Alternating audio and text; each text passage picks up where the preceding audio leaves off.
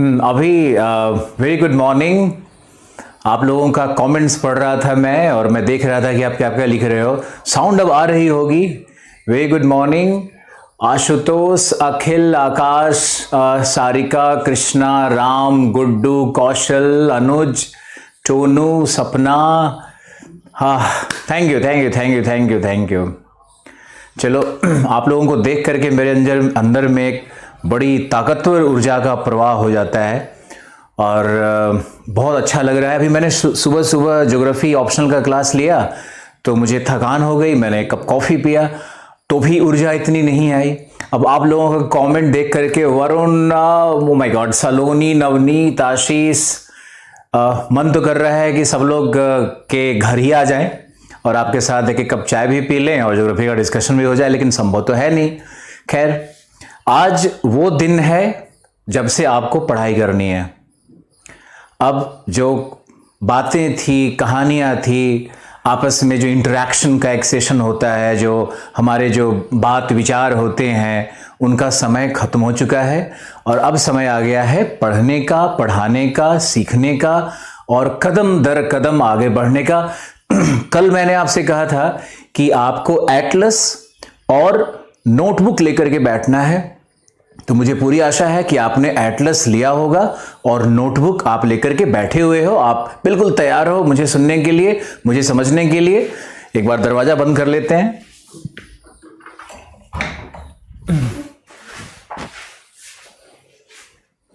मेरा नाम ले लो सर जी, अभिनव। ज्योग्राफी ऑप्शनल के बारे में आप हमारे वेबसाइट पे जा सकते हो। हनुमान इंग्लिश बैच कितने दिनों में शुरू होगा? इंग्लिश बैच देखो, अगर आप लोग इस तरह से अब कमेंट बहुत लिखते रहोगे तो मेरा भी डिस्ट्रैक्शन होता है। हम भी बार बार जाएंगे, स्क्रीन देखेंगे, मुझे लगेगा कि कौन लिख रहा है। राहुल है, अरुण है, हिमांशु है, लक्ष्मी है, सौरभ है, नवीन है। तो ये कालू, अब कालू कौन है भाई? क्यों नाम रख लिया कालू? अपना थोड़ा अच्छा नाम रखो। रविंदर, संदीप, दिलीप, हजारों लोग जुड़ चुके हैं। अब सबका संभव नहीं है नाम लेना, लेकिन बस विश्वास रखो कि जैसे गुरु का आशीर्वाद एक बार अपने सब बच्चों पे चला जाता है, वैसे ही हम आपके भी गुरु तो नहीं बने हैं, लेकिन हम आपके लिए वो काम अवश्य करने वाले हैं जो एक गुरु करता है। गुरु का अर्थ है अंधकार से प्रकाश की ओर ले जाना। तो कहीं ना कहीं कुछ ज्ञान देकर के, आपको कुछ सिखा करके हम आपको कुछ ना कुछ प्रकाशित करने का प्रयास करेंगे। लेकिन बच्चों, पब्लिक सर्वेंट्स, नॉट बच्चों, you are public servants. Supreme court ने कहा है कि आप बच्चे नहीं हो। पहले तो आप मैच्योरिटी को फील करो, परिपक्वता को फील करो, ऊर्जा से भरो और फिर हम लोग क्लास शुरू करेंगे। तो हमारे जो भी पब्लिक सर्वेंट अब मुझे देख रहे हैं वो एसएमएस करना बंद करो, एसएमएस करना बंद करो। ये आईएएस की क्लासेस थोड़ी अलग होती हैं, यहाँ पे कंसंट्रेशन थोड़ा अलग होता है, यहाँ पढ़ने पढ़ाने का मेथड्स अलग होता है, टेक्निक अलग होता है। और आप कमेंट्स सब बिल्कुल बंद कर दो और सभी लोग, थैंक यू, कमेंट्स आने बंद हो रहे हैं। आप पूरी तरह भरोसे के साथ आए हो, भरोसे के साथ ही रहोगे और भरोसे के साथ ही पढ़ोगे। अब सब लोग नोटबुक निकाल लो और एटलस को भी ओपन करना है और पहले ये समझना है कि जो आईएएस की तैयारी है उसमें भूगोल का क्या अधिकार है, क्या रोल है, कितना बड़ा रोल प्ले करेगा ये, और भूगोल कैसे अन्य विषयों को भी प्रभावित करता है। तो आपको किस प्रकार से भूगोल को बहुत गहराई से पढ़नी है और भूगोल को कुछ इस तरह से पढ़ना है कि आप अन्य विषय में और पूरे जीएस में आप बड़े सशक्त हो जाओ, बड़े ताकतवर हो जाओ। आप प्रश्न उठा करके उत्तर प्रदेश पीसीएस का देखो, अभी 6-8 दिन पहले की घटना है, कितने प्रश्न ज्योग्राफी से आए। आप 4 अक्टूबर के क्वेश्चन पेपर को उठा करके देखो, पीटी का क्वेश्चन पेपर देखो उठा करके, कितने प्रश्न आए भूगोल से, इन्वायरमेंट से और एग्रीकल्चरल ज्योग्राफी से। तो इन तीनों विषयों को हम अलग नहीं देखते, एक ही देखते हैं, जैसा मैंने आपको पहले भी कहा था। तो ये भूगोल से कितने प्रश्न आ रहे हैं, इसका आकलन आपको करना होगा। और आज एक आपसे अनुबंध भी करना है कि 100% एक टीचर कभी नहीं पढ़ा सकता। 20-30-40% तो आपको करना पड़ेगा, 20-30% आपको करना पड़ेगा। हमने आपको पीडीएफ दिया है, कल आपको हमने ऑस्ट्रेलिया के ऊपर में एक पीडीएफ जारी किया जिसमें 5 पेजेस का मटेरियल है और वो इतना मटेरियल है, इतनी सारी सामग्री है, आप खुद भी रियलाइज करोगे कि इतनी सामग्री है कि उससे हटकर के कहीं कोई प्रश्न न बन सकता है न बनेगा। तो आप हमारी मेहनत को देखो उसमें कि हमने कितने मेहनत से वो पीडीएफ बनाए हैं। उसमें सारे फैक्ट्स हैं। अगर कोई पूछेगा कि ऑस्ट्रेलिया का वेजिटेशन क्या है, वनस्पति क्या है, उसका भी उत्तर है। ऑस्ट्रेलिया का ट्राइब क्या है, उसका भी उत्तर है। ऑस्ट्रेलिया में जलवायु कैसी है, उसका भी उत्तर है। तो आपको एक पूर्ण भूगोलवेत्ता, एक पूर्ण ज्योग्राफर बनाने की हमारी जो कल्पना है और एक बड़े मास को बनाने की कल्पना है कि बड़े हजारों हजार छात्र हमारे भारत में भूगोल को सीख लें और भूगोल को सीख करके जीवन में कुछ अच्छा काम करें। अधिकारी ना भी बने तो भी उनके पास ज्ञान का एक सागर तो होना चाहिए ना। तो वो हमारी जो उत्कंठा है, जो हमारी इच्छा है, वो आपको पीडीएफ में दिखेगी और पीडीएफ को खोल करके उसको पढ़ना है। वो पीडीएफ किस बुक से बनाया गया, किस मटेरियल कहां से बन रहा है, ये आपका कंसर्न नहीं है, क्योंकि उन किताबों तक आप कभी नहीं पहुंच पाओगे। अब मान लिया हम आपको कहें कि भाई ऑस्ट्रेलिया में ड्यूडली स्टाम्प की सबसे अच्छी किताब आती है। अब ड्यूडली स्टाम्प आप कहां से लोगे? क्या आप जाओगे जेएनयू की यूनिवर्सिटीज में? क्या आप दिल्ली स्कूल के ज्योग्राफी डिपार्टमेंट में जाओगे? संभव नहीं है आपके लिए। तो आपके लिए ज्यादा बेहतर है कि आपको जो मटेरियल दिया गया है, आप उसी मटेरियल को आप पढ़ो। डाउनलोड अगर नहीं हो रहा है पीडीएफ आपका, तो आपके पास जो फोन नंबर्स दिए गए हैं, आप उस पर कांटेक्ट करो, आप उस पर बात करो, आपको हर पल मदद की जाएगी। पीडीएफ में 5-6 पेज का मटेरियल है। ऑस्ट्रेलिया के सभी पक्ष को उसमें दर्शाया गया है, सभी पक्ष को दर्शाया गया है। सारे फैक्ट्स उसमें लिखे हुए हैं और कुछ भी ऐसा नहीं है जो कि उसमें न दिया गया हो। तो हमारा एक समझो कि सैंपल पेपर है, हम क्या करने वाले हैं उसके विषय में है। आने वाले टाइम में 1-2 सप्ताह के बाद करंट अफेयर का क्लास शुरू होगा और करंट अफेयर का मटेरियल भी आपको मिलता रहेगा। आपके लिए सबसे बड़ा चैलेंज क्या है कि आप कैसे पढ़ रहे हो, कितना पढ़ रहे हो, मटेरियल क्या होगा, पढ़ाना क्या है, क्वेश्चन कैसे बनेगा, टेस्ट कैसे होगा, ये सब हमारा काम है। ये सब हम देख रहे हैं, मुझे करना है और हमारे पूरी जो लोगों की टीम है उनको करना है। तो आप लोग सिर्फ पढ़ाई करो और आप कम से कम 8 से 10 घंटा प्रतिदिन निकालो। मैंने पहले भी कहा है कि ये वन डे एग्जामिनेशन से थोड़ा अलग इसलिए होगा क्योंकि इसमें चिंतन, मनन, अध्ययन तीनों करना पड़ता है। जबकि रीजनिंग सॉल्व करने के लिए और मैथमेटिक्स बनाने के लिए आपको टेक्निक्स और मेथड का प्रयोग करना पड़ता है। यहाँ टेक्निक्स और मेथड का कम प्रयोग होगा और विश्लेषण का ज्यादा प्रयोग होगा। यहाँ सब्जेक्टिविटी है, यहाँ विषय परखता है, यहाँ विषय पर लंबे लंबे वाद प्रतिवाद और विवेचना, विश्लेषण, इलैबोरेशन, क्रिटिकल एनालिसिस, उसकी व्याख्या, उसकी आलोचनात्मक व्याख्या, ये सब की जाती है। तो मेरे पब्लिक सर्वेंट्स, आप लोग इस बात को समझो कि आप लोगों का फुल कंसंट्रेशन, पूरी ईमानदारी तुम्हारे साइड से और तुम्हारा अपना, तुम मुझे जितना अपनाओगे उतना फल मिलेगा तुमको। ये इस बात को इसलिए हम कह रहे हैं क्योंकि इंसान अगर किसी पत्थर की मूर्ति में भी विश्वास रखता है तब भी वो विश्वास और उसकी भावना उस पत्थर को भी देवता बना देती है। मैंने गाइड फिल्म देखी थी। देवानंद एक बड़े सुपरस्टार रहे पुराने जमाने के, हमारे फादर के जमाने के बड़े सुपरस्टार थे। तो देवानंद ने एक फिल्म बनाई है आर.के. नारायण के कथा के ऊपर में। वो कहानी थी एक ऐसे चोर की, एक ऐसे गाइड की जो कि चोरी करता है, शराब पीता है, वेश्यावृत्ति करता है, सारे दुर्गुण उसमें हैं। और वो व्यक्ति दुर्गुण से युक्त होते हुए भी एक बार अपनी ही जो प्रेमिका है उससे धोखा खा करके विक्षिप्त होकर के वो भाग जाता है।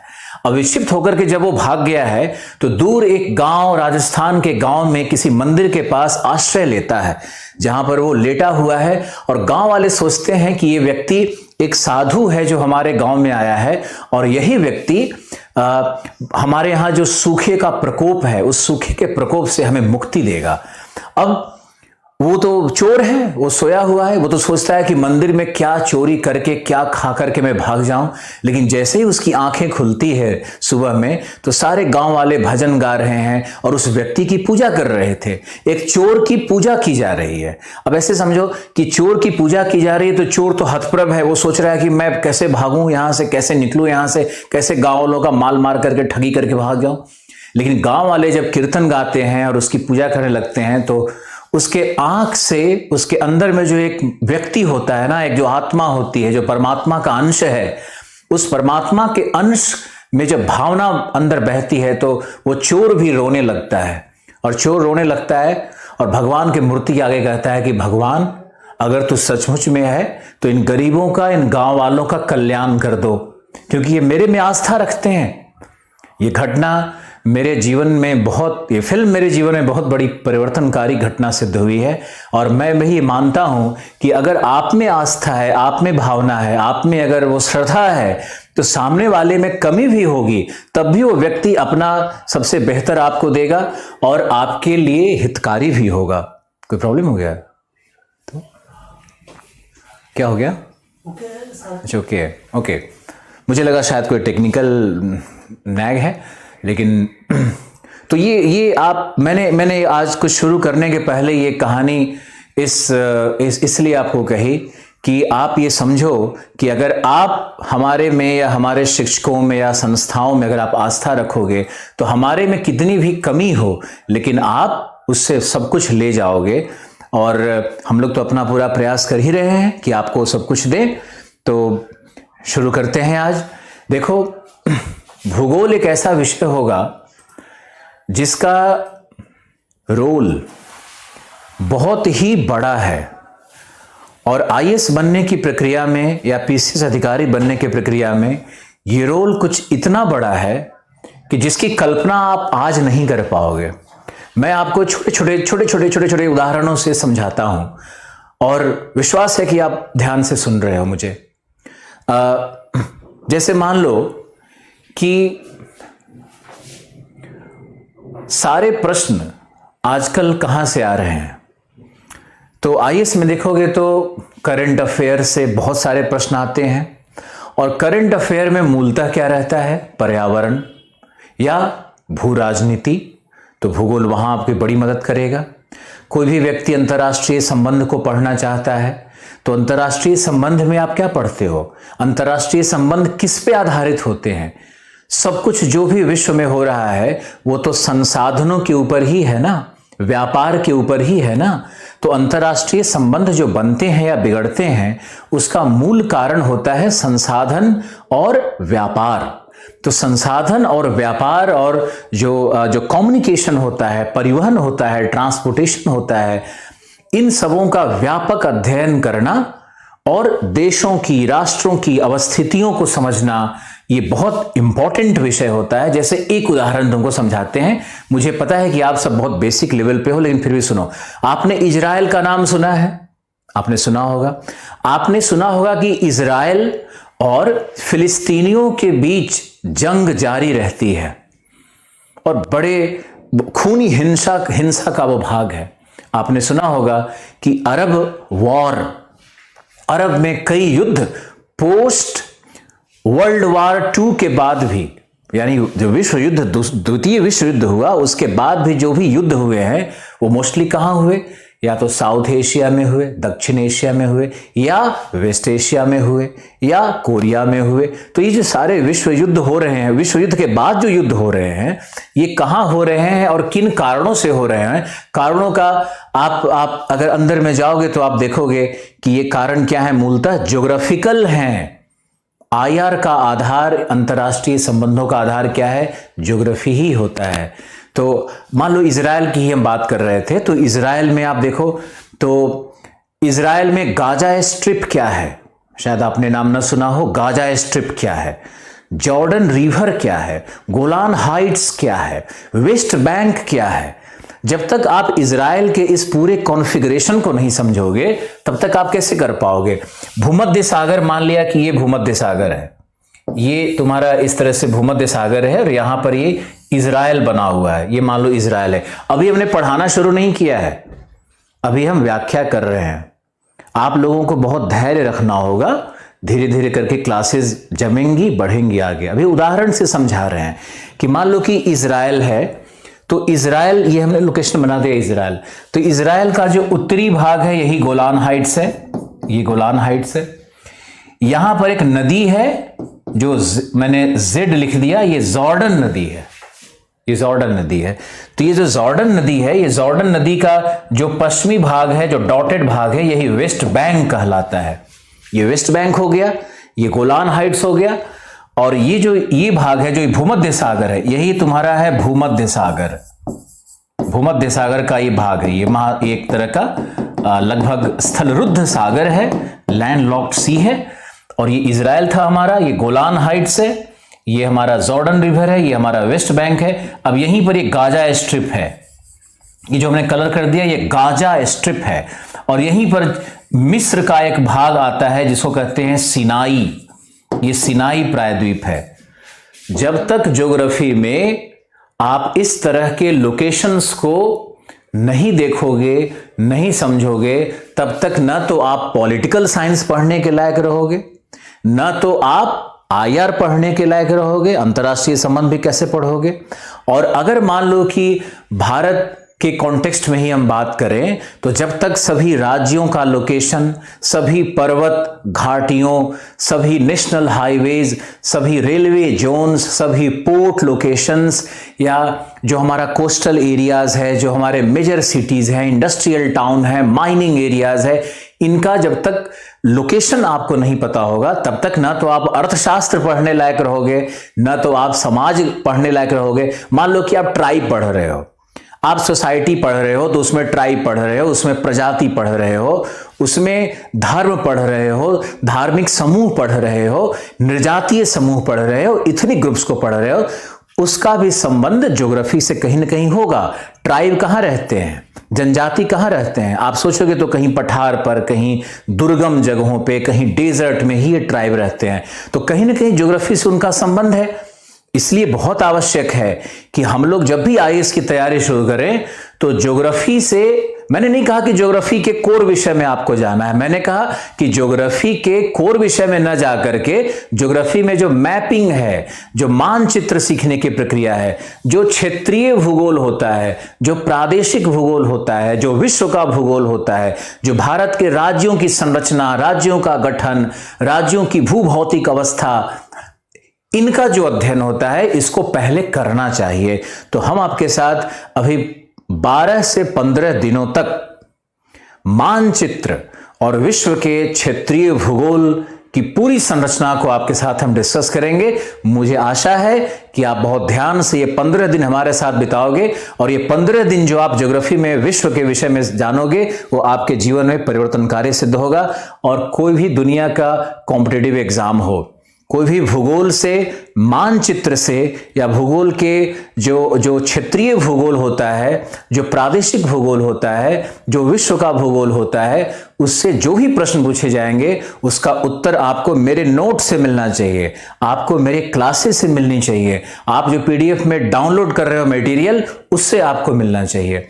और अगर आपको मिलता है तो आप भी मेरे लिए 2 अच्छे शब्द कहना, और मुझे पूरा विश्वास है कि मिलेगा ही मिलेगा, क्योंकि हमारी पूरी तैयारी है। आप पढ़ने की कोशिश करो, और सबसे पहले आपको हम समझाएंगे कि हाउ टू बिगिन ज्योग्राफी, भूगोल कैसे शुरू करना है।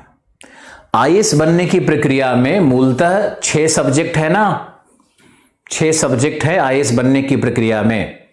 उन्हीं 6 सब्जेक्ट पर कमांड लेना होता है। तो उस 6 सब्जेक्ट के कोर में कौन सा विषय है, तो भूगोल है। क्योंकि भूगोल से पॉलिटिकल साइंस हो, सोशियोलॉजी हो, ऐतिहासिक कॉन्टेक्स्ट हो। अब इतिहास में भी आप मॉडर्न एम्पायर पढ़ने जा रहे हो, मान लो इतिहास में भी आप मान लो कि मध्ययुगीन काल का जो राजवंश है उसको पढ़ने जा रहे हो, तो इतिहास के एनसीईआरटी में भी आप देखोगे तो चारों तरफ मैप्स आपको मिलेंगे कि अकबर का साम्राज्य कहां तक फैला हुआ था। तो बिना मानचित्र अवलोकन के आप इतिहास पढ़ने के लायक भी नहीं हो। आप समाज शास्त्र और नृजातीयता और धर्म और राजनीतिक तंत्र को भी तभी समझ सकते हो जब आपको भूगोल में मानचित्र का ज्ञान हो।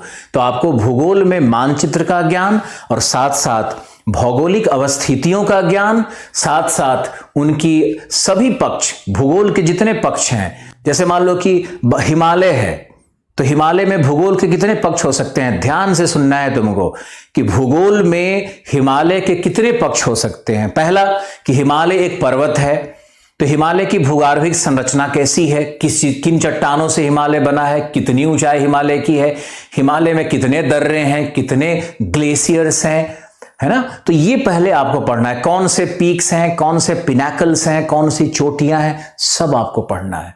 कौन सी घाटियां पढ़नी है। अब ये तो भूगोल का एक पक्ष होता है जिसको हम लोग कहते हैं फिजियोग्राफी, यानी भूभौतिक संरचना, इसको पढ़ते हैं। दूसरे में अब हिमालय पे जलवायु कैसी है, हिमालय के किस भाग में वर्षा ज्यादा है, किस भाग में वर्षा कम है, हिमालय के किस भाग में ग्लेशियर्स ज्यादा हैं, वहां pay him feeding of ice किस प्रकार का है, वहां ग्लेशियर्स क्यों बन रहे हैं। तो ये जो है ना, ये जलवायु से संबंधित हुआ। फिर हम लोग जाएंगे तो मृदा, हिमालय के किस ढाल पर, किस हिमालय के बृहद हिमालय पर कौन सा मृदा है, तो लघु हिमालय पर कौन सा मृदा है, ये भी पढ़ना होगा। ऊंचाई के साथ मृदा में कैसे परिवर्तन होता है, हिमालय के तलहटी में कौन सी मृदा है, ऊपर जाएंगे तो कौन सी मृदा मिलेगी, ये भी पढ़ना होगा। फिर हिमालय में वनस्पतियां कौन कौन सी है, वनस्पति का मतलब क्या हुआ, वेजिटेशन, तो वेजिटेशन कौन सा है। वेजिटेशन के साथ साथ आपको पढ़ना होगा कि वहां पे उस पूरे हिमालयी क्षेत्र में जीव जंतु कहां कहां कैसे रह रहे हैं, कहां कहां अभ्यारण्य है, कहां अभ्यारण्य है, कहां बायोस्फीयर रिजर्व है। जैसे नंदा देवी का उदाहरण है, तो नंदा देवी एक जैव परिमंडल है, एक बायोस्फीयर रिजर्व है, एक जैव आरक्षित क्षेत्र है, तो नंदा देवी का अध्ययन करेंगे। ऐसे ही बहुत सारे रिजर्व, टाइगर रिजर्व्स होंगे और बहुत सारे नेशनल पार्क्स होंगे हिमालय के अंदर में, उसका एक सम्यक अध्ययन करना पड़ता है। यानी हिमालय के पारिस्थितिक तंत्र का अध्ययन करना पड़ता है। यानी भूगोल आपको क्या पढ़ा रहा है, भूगोल आपको भूगर्भ शास्त्र पढ़ा रहा है, हिमालय का भूगर्भिक संरचना पढ़ा रहा है आपका। भूगोल आपको हिमालय का जलवायु पढ़ा रहा है। भूगोल आपको हिमालय की मृदा और हिमालय का वनस्पति पढ़ा रहा है। और भूगोल क्या करेगा कि वहां के जो भी वन अभ्यारण्य हैं, वहां जो नेशनल पार्क हैं, बायोस्फीयर रिजर्व हैं, जंतु, एनिमल किंगडम है, वेजिटेशन है, उन सब का अध्ययन, सम्यक अध्ययन करवा रहा है। कितना होलिस्टिक हो गया, कितना पूर्ण हो गया। अब हम चलेंगे हिमालय में मानव भूगोल पर। तो हिमालय में ट्राइब्स कौन से हैं, किस पर्वत पे कौन सा ट्राइब है, कौन सी आर्थिक क्रियाएं करते हैं, और कौन सा उनका कल्चर है, क्या उनकी भाषा है, यह भी भूगोल है। तो भूगोल के अंतर्गत हम लोग सिर्फ भौतिक अवस्थिति को नहीं पढ़ते हैं, बल्कि मानवीय दशाओं को भी पढ़ते हैं, मानवीय परिघटनाओं को भी पढ़ते हैं। तो भूगोल के अंतर्गत एक तो भौतिक भूगोल हो गया, दूसरा मानव और आर्थिक भूगोल हो गया। तो भूगोल को कभी भी ना तुम लोग सिर्फ ये मत सोचा करो कि भूगोल सिर्फ और सिर्फ भौतिक भूगोल होगा। भौतिक भूगोल तो है, साथ में मानव और आर्थिक भूगोल भी है। तो भूगोल एक संपूर्ण अध्ययन करवाएगा। अब हिमालय में कौन सी इंडस्ट्रीज लग रहे हैं, यह भी पढ़ना होगा। टी गार्डन्स कहां है, यह भी पढ़ना होगा। हिमालय पर कहां बासमती की खेती हो रही है, पढ़ना होगा। कहां हिमालय पे सैफ्रॉन होता है, जिसको आप हिंदी में केसर कहते हो, कि सैफ्रॉन की खेती कहां पर होती है, वो भी आपको पढ़ना होगा। हिमालय में जो वहां पे एग्रीकल्चर सिस्टम है, जो वहां का क्रॉपिंग पैटर्न है, जो वहां का फसल संयोजन है, सब पढ़ना होगा आपको। तो हिमालय पर कृषि, हिमालय में उत्खनन, हिमालय में इंडस्ट्रीज, हिमालय में नगरीकरण, हिमालय पे बस्तियां कैसे विकसित हो रही है, हिमालय में कौन सी जनजातियां रह रही है, कौन सी संस्कृतियां पल रही है, और हिमालय में नृजातीय संस्कृति कौन कौन सी है, इन सभी विषयों को भूगोल पढ़ाता है। फिर अंत में भूगोल क्या करेगा कि हिमालय की पर्यावरणीय दशाएं कैसी है, हिमालय में डिग्रेडेशन कैसे हो रहा है, हिमालय का क्षरण कैसे हो रहा है, हिमालय के पारिस्थितिक तंत्र का अपघटन कैसे हो रहा है, इन्वायरमेंटल डिग्रेडेशन कैसे हो रहा है, मानव के हस्तक्षेप से हिमालय में किस किस भाग में सर्वाधिक भूस्खलन है, हिमालय के किस भाग में सर्वाधिक भूकंप है, हिमालय में ज्वालामुखी हैं या नहीं, कहां फटेंगे और क्यों नहीं फटेंगे, इन सब की व्याख्या भूगोल करता है। तो भूगोल एक सम्यक कहानी कहता है। इसीलिए हम कहते हैं कि भूगोल आधार बनेगा तुम्हारे संपूर्ण यूपीएससी की तैयारी का, तुम्हारे संपूर्ण अधिकारी बनने की तैयारी का। और यही कारण है कि भूगोल से इतने सारे प्रश्न पूछे जाते हैं, इतने सारे प्रश्न पूछे जाते हैं। बड़ी भ्रामक दशा बना रखी है बहुत सारे शिक्षक, बहुत सारे छात्रों ने, जो भूगोल के छात्र नहीं हैं।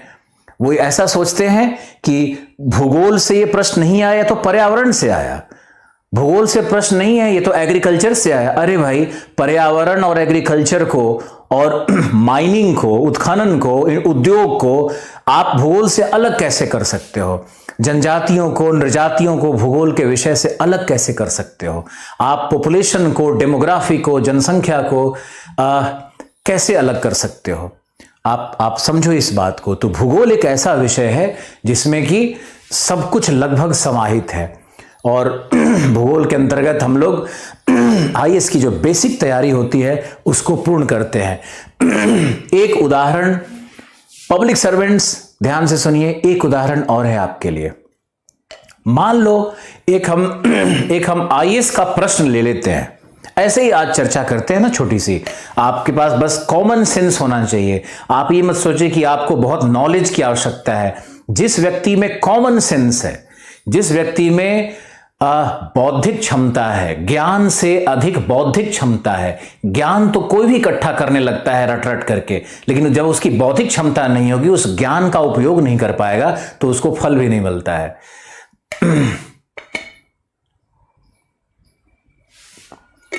आप लोग कमेंट्स मत लिखिए, आप लोग सिर्फ सुनिए, और कमेंट लिखने से कोई फायदा नहीं होगा आपको।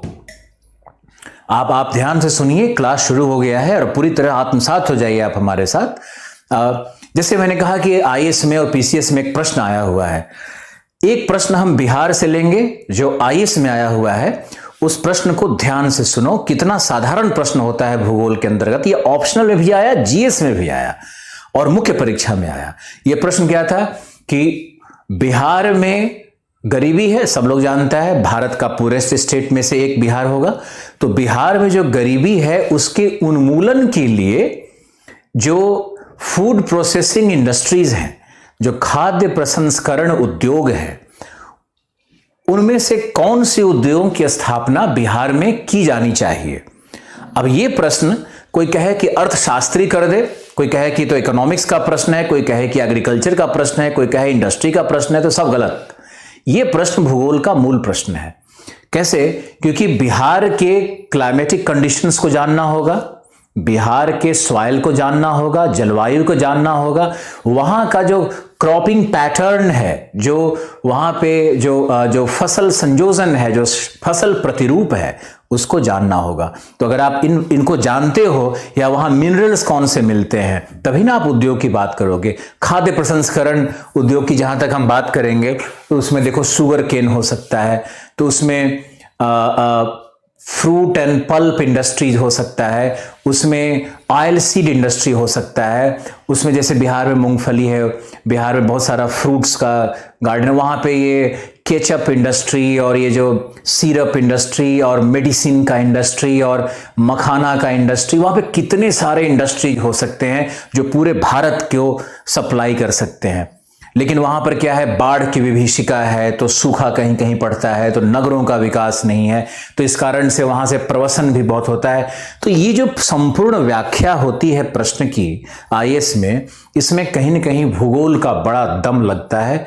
मुझे पूरा विश्वास है कि आप इन बातों को अच्छे से समझोगे और आपके गुरु हम, और आप हमारे संरक्षण में, आप हम पे विश्वास करके और आप इन चीज़ों को पढ़ो और आत्मसात करो। मुझे पूरा विश्वास है कि आपका जीवन कभी न कभी जाकर के जरूर बदलेगा और आप सही दिशा में मूव करना शुरू करोगे।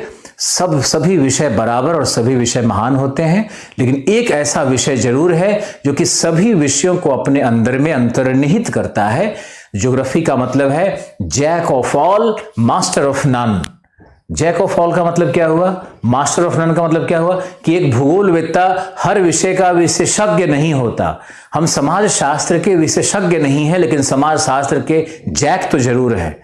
एस नहीं है, लेकिन जैक तो जरूर है। तो समाज शास्त्र को हम पढ़ा सकते हैं, पढ़ सकते हैं। तो भूगोल के अच्छे विद्यार्थी होने का मतलब है कि आप जीएस के बहुत अच्छे विद्यार्थी बन जाते हो। और जनरल स्टडीज में मास्टर ऑफ ऑल नहीं होना है, सामान्य अध्ययन लिखा हुआ है ना।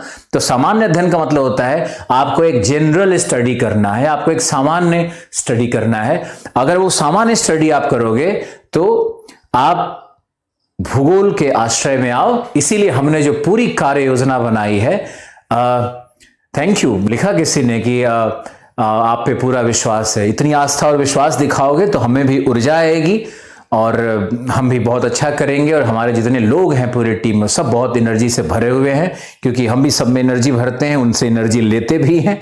तो जैसे आपसे एनर्जी लिए जा रहे हैं, तो हमने आपको ये समझाया कि भूगोल की एक बड़ी भूमिका होगी। और हम लोग इस कोर्स का प्रारंभ कैसे कर रहे हैं? कोर्स का प्रारंभ कर रहे हैं हम लोग भूगोल में मानचित्र अवलोकन से। और मानचित्र अवलोकन के साथ साथ क्या होगा, हमारा जो उद्देश्य है वो है प्रदेश के भूगोल को पढ़ना। और प्रदेश के भूगोल के पढ़ने का अर्थ क्या है कि हम लोग वहां के भूभौतिक दशाओं को, वहां के जलवायु को, वहां के वनस्पति को, वहां के आर्थिक क्रियाओं को, मानव प्रजातियों को, जनसंख्या को, सबको व्यापक पढ़ेंगे।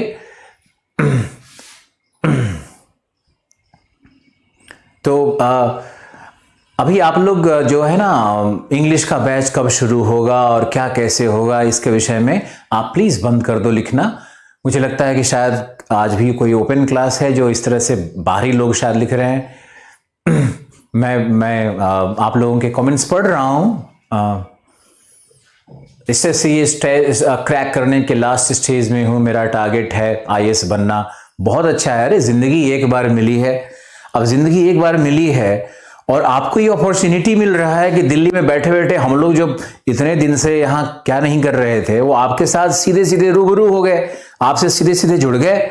और जब आपसे सीधे सीधे जुड़ गए टेक्नोलॉजी के माध्यम से, तो आपको इसका फायदा मिलना चाहिए। हमें भी फायदा मिल रहा है कि मुझे जो क्लासरूम में 200 बच्चे देखते थे, आज हजारों बच्चे देख रहे हैं, तो हमें भी फायदा मिला। हमारा भी नाम यश फैलता है ना आपके माध्यम से। आप कहीं जाते हो, 2 शब्द अच्छा कहते हो, अरे यार आलोक रंजन बड़ा अच्छा पढ़ाता है, या अच्छा आदमी है, या कुछ बोलते हो, तो क्या है, यही तो यश लेकर के इंसान आया है और यही लेकर के जाएगा। तो अच्छा लगता है टेक्नोलॉजी के माध्यम से आप लोगों से जुड़ना। आप लोग मेरा नाम रोशन नहीं करोगे। लिख रहा है गुरुजी मेरा सपना है आपका नाम रोशन कर। आप आईएएस बनने के बाद अपना नाम रोशन नहीं करते हो, अपने माँ बाप का नाम रोशन करते हो, अपने गांव का नाम रोशन करते हो, अपने वंश का परिवर्तन करके आप रख देते हो। आपको पता नहीं है कि एक बार आईएएस या इस तरह के दर्जे में जाने के बाद आपके पूरे फैमिली का, आपके पूरे परिवार का, आपके पूरे गांव का, आपके पूरे छोटे शहर का वो दशा बदल जाती है और लोग आपको पीढ़ियों तक याद करते हैं। ये पूरा एक जनरेशन का ट्रांसफॉर्मेशन कर देता है। और पैसा कमाने की जहां तक बात है, प्रॉपर्टी डीलर भी पैसा कमाता है। पैसा कमाना कोई बड़ा उद्देश्य नहीं हो सकता है। बड़ा उद्देश्य वो है जिसके लिए आप हमसे जुड़े हुए हो। और आपका ये जुड़ाव मुझे बहुत ऊर्जा दे रहा है। ज्योग्राफी को शुरू कैसे करते हैं, अब इस पे हम आते हैं। कई प्रश्न भी आ रहे हैं कि ज्योग्राफी पढ़ना कैसे है। हमने आपको ज्योग्राफी की भूमिका समझाई है। अब आपको समझना है कि geography, how to begin geography, geography पढ़ें कैसे। तो ये देखो कि ज्योग्राफी पढ़ने के लिए हमने एक छोटा सा स्ट्रक्चर बनाया है और आपको ये समझना है कि ज्योग्राफी पढ़ना कैसे है। सभी बच्चों का ये प्रश्न रहता है कि भाई ज्योग्राफी पढ़ें कैसे, कहां से शुरू करें, आईएएस की तैयारी कहां से शुरू करें, आईएएस की तैयारी यहां से शुरू करें। अब आइए और देखिए कैसे तैयारी करना है आपको। तो सबसे पहले तो आपको हर व्यक्ति बताता होगा कि आप एनसीईआरटी पढ़ें, आप एनसीईआरटी पढ़ें। अब एनसीईआरटी का मतलब है कि आपको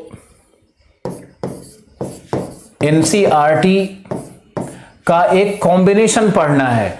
अगर आप एनसीईआरटी उठाओगे और पहले चैप्टर से शुरू हो गए, कोई बोलेगा 6 से 10 तक पढ़ लो, कोई बोलेगा 6 से 12 तक पढ़ लो, कोई बोलेगा पूरा ही पढ़ जाओ, कोई बोलेगा एनसीईआरटी रट जाओ। हमने आपके लिए एनसीईआरटी का एक कॉम्बिनेशन बनाया है, एक स्ट्रक्चर बनाया है, और वो जो स्ट्रक्चर है ना उसको आप फॉलो करोगे तो एनसीईआरटी को पढ़ना बहुत सरल भी हो जाता है, और एनसीईआरटी को पढ़ने के क्रम में आपको बहुत मजा भी आएगा और प्रश्न भी सॉल्व होगा। ये तो आप समझते हो ना कि क्लास 6 से लेकर 12 की एनसीईआरटी जो कुल संख्या होगी वो कम से कम 10 एनसीईआरटी हो जाती है, और 10 एनसीईआरटी अगर नई ले लें और पुरानी ले लें तो 20 एनसीईआरटी हो जाती है। अब 20 एनसीईआरटी को अगर हम पढ़ने की कोशिश करेंगे तो अगर 5 दिन भी एक एनसीईआरटी पे लग गया तो 100 दिन तो यही निकल गया ज्योग्राफी के एनसीईआरटी में, तो ये तो तरीका सही नहीं है ना। प्लस आपको अभी कम से कम 6 विषयों का एनसीईआरटी पढ़ना पड़ेगा, 5 विषयों का एनसीईआरटी पढ़ना पड़ेगा। तो 5 विषयों का एनसीईआरटी हम लोग कैसे पढ़ सकते हैं भाई, उसमें तो कितने सारे एनसीईआरटी आ गए। तो एनसीईआरटी को पढ़ने का एक कॉम्बिनेशन आपको बता रहे हैं, उसको ध्यान से देखो। ज्योग्राफी से शुरू करते हैं कि ज्योग्राफी का जो भाग होगा वो होगा, ये है हमारा ज्योग्राफी, और ज्योग्राफी को पहले हम लोग कई सेक्शंस में डिवाइड कर लेते हैं, इसको कई भागों में बांट लेते हैं। ज्योग्राफी के कई भाग होंगे। सबसे पहला भाग क्या होगा, तो सबसे पहले हम चलते हैं वर्ल्ड रीजनल ज्योग्राफी, यानी विश्व का प्रादेशिक भूगोल।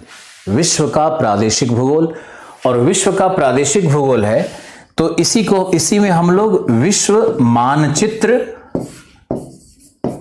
विश्व का मानचित्र और प्रादेशिक भूगोल को पढ़ेंगे। हम आपको फिर से एक बार और समझा देते हैं कि जब हम लोग भूगोल का प्रारंभ करेंगे या आईएएस की तैयारी प्रारंभ करेंगे तो सबसे पहले हमारा काम क्या होना चाहिए कि हम एटलस और मैप को पूरी तरह से विश्व के लिए, भारत के लिए पढ़ लें।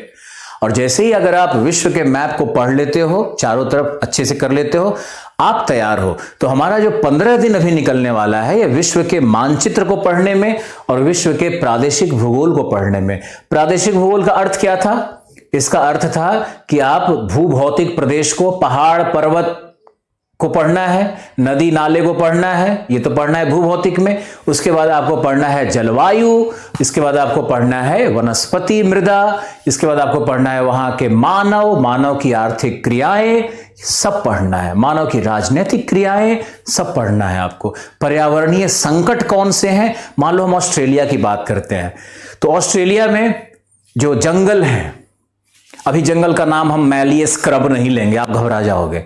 तो ऑस्ट्रेलिया में जो जंगल है, जो वहां मेडिटेरेनियन, जो वहां भूमध्य सागरीय जंगल है, वो जंगल जिनके जो अर्ध शुष्क दशाओं में है, वहां पर आग लग गई। अब आग लगने के कारण क्या थे? तो कारण अल नीनो से जोड़ा गया। तो अल नीनो अभी आपके समझ में नहीं आएगा। तो सवाल यह है कि आप धीरे धीरे करके ही प्रोग्रेस करोगे ना। तो आप ऑस्ट्रेलिया का पहले मैप, फिर वहां का फिजियोग्राफी, फिर वहां का जलवायु, फिर वहां का आर्थिक क्रिया, फिर हम लोग ये पर्यावरणीय संकट में और जलवायु परिवर्तन में और जो ग्लोबल वार्मिंग, वैश्विक तापन हो रहा है, उसमें जाएंगे। कमेंट शो हो रहे हैं।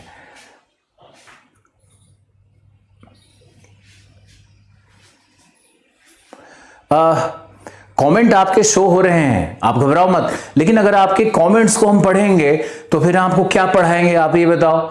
आप लोगों को थोड़ा समझना होगा कि आपको बिल्कुल कमेंट नहीं करना है। आपको कम से कम 1 घंटा 1.5 घंटा हमारे साथ सिर्फ और सिर्फ पढ़ना है, और कमेंट अब नहीं करोगे। कमेंट बिल्कुल नहीं करो। हम सब देख रहे हैं कमेंट।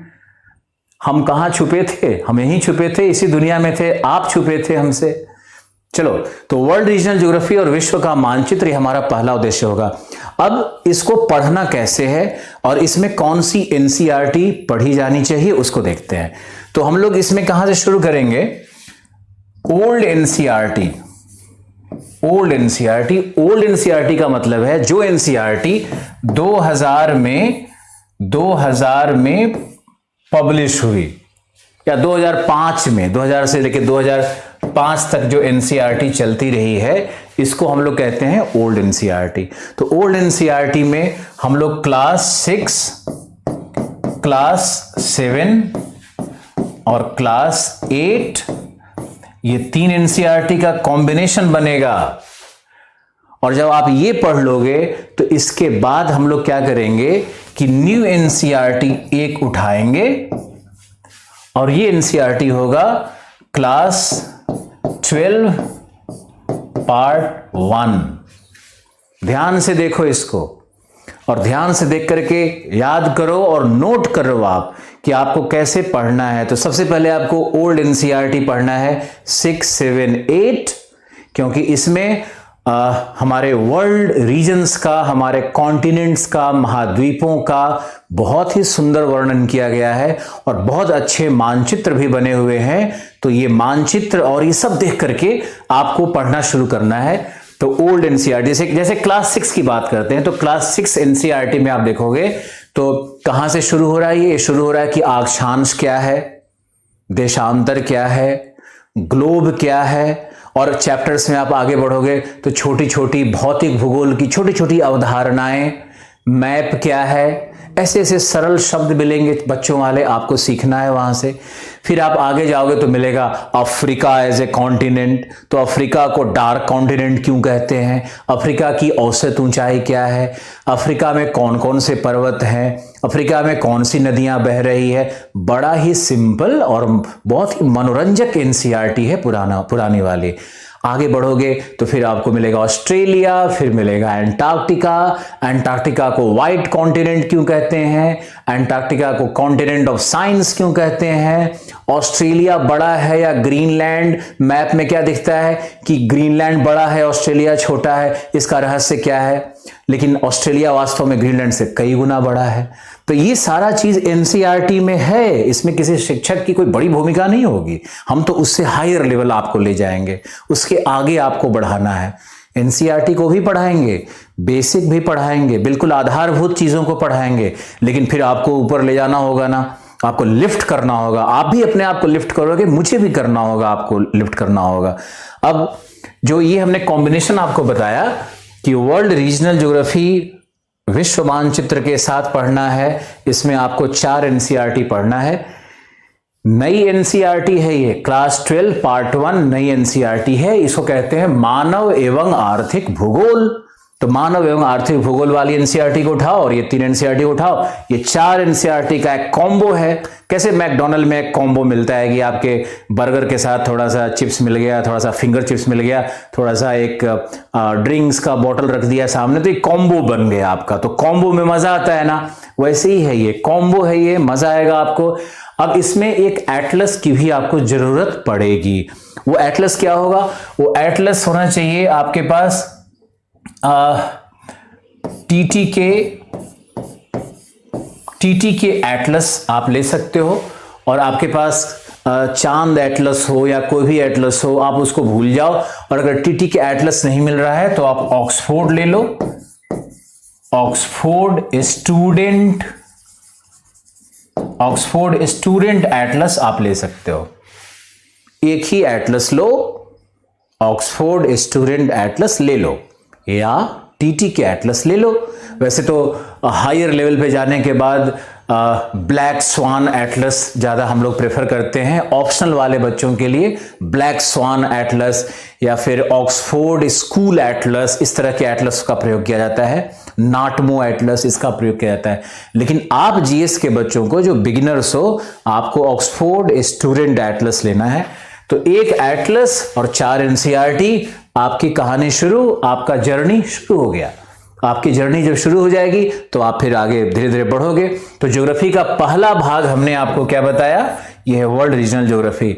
अब जो बच्चे इंग्लिश पढ़ सकते हैं, जिन बच्चों में ये प्रतिभा है कि अंग्रेजी को पढ़ लेते हैं, समझ लेते हैं और अंग्रेजी थोड़ा बहुत लिख भी लेते हैं, उन बच्चों के लिए होली फेथ एटलस और इस तरह का जो एटलस मिलता है ना आपके स्कूल में, और हम लोग आईएएस वाले टीचर उसी एटलस का प्रयोग करेंगे जिस एटलस से डायरेक्ट प्रश्न पूछा जाता है। उस एटलस का प्रयोग करेंगे जो यूपीएससी रेफर करती है, उस एटलस का प्रयोग करना शुरू कर दो जो जेएनयू में, डी स्कूल में, बड़े बड़े स्कूल्स और कॉलेजेस में चलते हैं। अब आप अपने छोटे शहर और गांव और वहां का जो लोकल एटलस है या जो स्टेट का एटलस है, जो रीजनल एटलस है, उसके माया मोह से आपको बाहर निकलने की आवश्यकता है। मुझे आशा है आप समझ रहे होगे। आपको कौन सी बुक पढ़नी चाहिए? आपको वही बुक पढ़नी चाहिए ना जिस बुक से यूपीएससी या पीसीएस एग्जामिनेशन में प्रश्न डायरेक्ट पूछे जाएं। उन किताबों को पढ़ना है। इसीलिए मैंने कहा एनसीईआरटी पढ़ना है, इसीलिए मैंने कहा ऑक्सफोर्ड एटलस पढ़ना है। नाम से समझ में नहीं आ रहा है ऑक्सफोर्ड? तो जब ऑक्सफोर्ड इतना बड़ा नाम है यूनिवर्सिटीज का, तो उसके एटलस को पढ़ा जाएगा। वही यूपीएससी रेफर करती है। आपका उद्देश्य पढ़ना नहीं है। आप ये क्यों नहीं समझ रहे हो कि आपका उद्देश्य लर्निंग सिर्फ नहीं है। आपका उद्देश्य है कि आपको आईएएस बनना है, आपको अधिकारी बनना है, आपको पीसीएस में क्वालिफाई करना है। तो जब तक आप हमारे बताए गए रेफरेंस को नहीं पढ़ोगे तो बहुत बुरा होगा। ओल्ड एनसीईआरटी कहां मिलेगा? और ओल्ड एनसीईआरटी तो इंटरनेट पे भी उपलब्ध है, आप डाउनलोड कर लो। बहुत सारी ऐसी संस्थाएं बन गई हैं जो ओल्ड एनसीईआरटी का पीडीएफ बना करके डाल देती हैं। हम भी आपको ओल्ड एनसीईआरटी का पीडीएफ बनवा करके डाल देंगे अगर आपकी तरफ से डिमांड आएगा तो। हम तो हैं ही आपके लिए। और दिल्ली में जो मुखर्जी नगर का एरिया है या करोड़ बाग का एरिया है, यहां पर सभी बुक स्टॉल्स में ओल्ड एनसीईआरटी बेचे जाते हैं। सब जगह मिलता है ये। उसका फोटोकॉपी मिलेगा, पुरानी एनसीईआरटी का सिर्फ और सिर्फ फोटोकॉपी मिलेगा। खैर, तो ये 6, 7, 8 एनसीईआरटी का एक कॉम्बिनेशन हो गया हमारा वर्ल्ड रीजनल ज्योग्राफी का। इसको अब ये भूगोल का पहला पार्ट था, अब भूगोल के दूसरे पार्ट में चलते हैं। तो भूगोल के दूसरे पार्ट में भूगोल का दूसरा डिवीजन है ये। दूसरा डिवीजन है फिजिकल ज्योग्राफी। आपको भी लिखते रहना है, स्क्रीनशॉट नहीं लो। स्क्रीनशॉट का फायदा नहीं होगा जब तक आप नोट्स नहीं बनाओगे, जब तक आप लिखने की आदत नहीं डालोगे, तब तक आपका मेमोरी बॉक्स स्ट्रांग नहीं होगा। आपको ये समझना होगा, जितना लिखोगे उतना ज्ञान बढ़ता है। एकदम सुंदर सुंदर कॉपी लाओ, वाइट पेजेस खरीद करके लाओ। पैसा कुछ खर्च होता है, होने दो, कंजूसी मत पड़ो, क्योंकि तुम इतना बड़ा सपना देख रहे हो और छोटी छोटी 10, 20, 50, 100 रुपए की जो जिद होती है इंसान की, आप अपने पेरेंट्स को भी समझाओ। हम भी आपके पेरेंट्स से एक वीडियो के माध्यम से बात करेंगे। आप उनको हमारा वीडियो जरूर दिखाना कि पापा आप देखो, माँ आप देखो, सर कुछ ऐसा कह रहे हैं।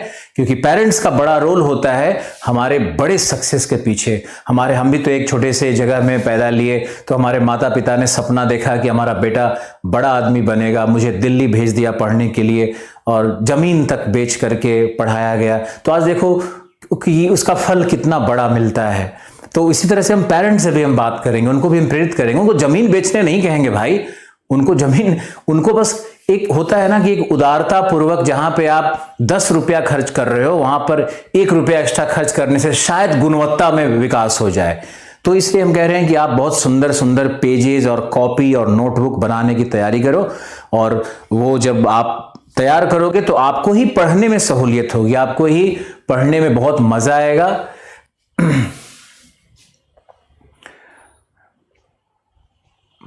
इंग्लिश में एटलस लेना चाहते हो तो इंग्लिश में एटलस लो। ज्यादा जो भी अच्छी एटलस है ना, सब इंग्लिश में आती है।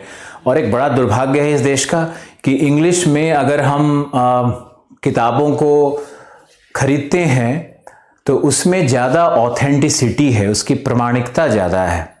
तो मेरे पब्लिक सर्वेंट्स, आपको ये समझना होगा कि इंग्लिश के जो मटेरियल है, इंग्लिश के जो रेफरेंस बुक्स हैं, वो बहुत महत्वपूर्ण हो जाते हैं।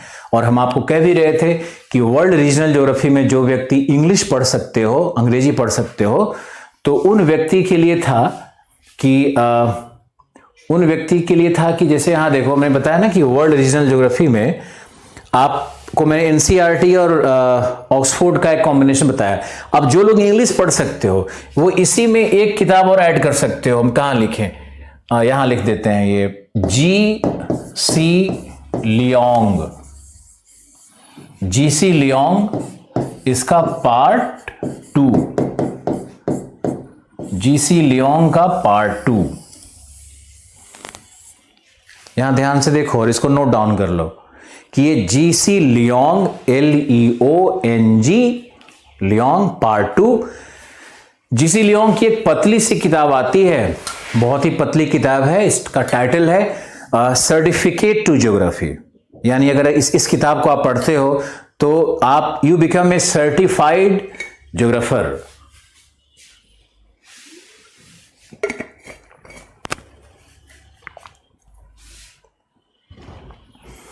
वतन लिख रहे हैं कि इतने कम पैसे में आपसे पढ़ना मुझे आश्चर्य हो रहा है।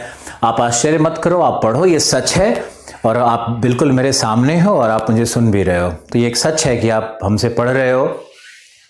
और जीसी लियोंग पर हम बात कर रहे थे, तो जीसी लियोंग की किताब का 2 पार्ट है। इंग्लिश में किताब आती है, हिंदी में नहीं आती है।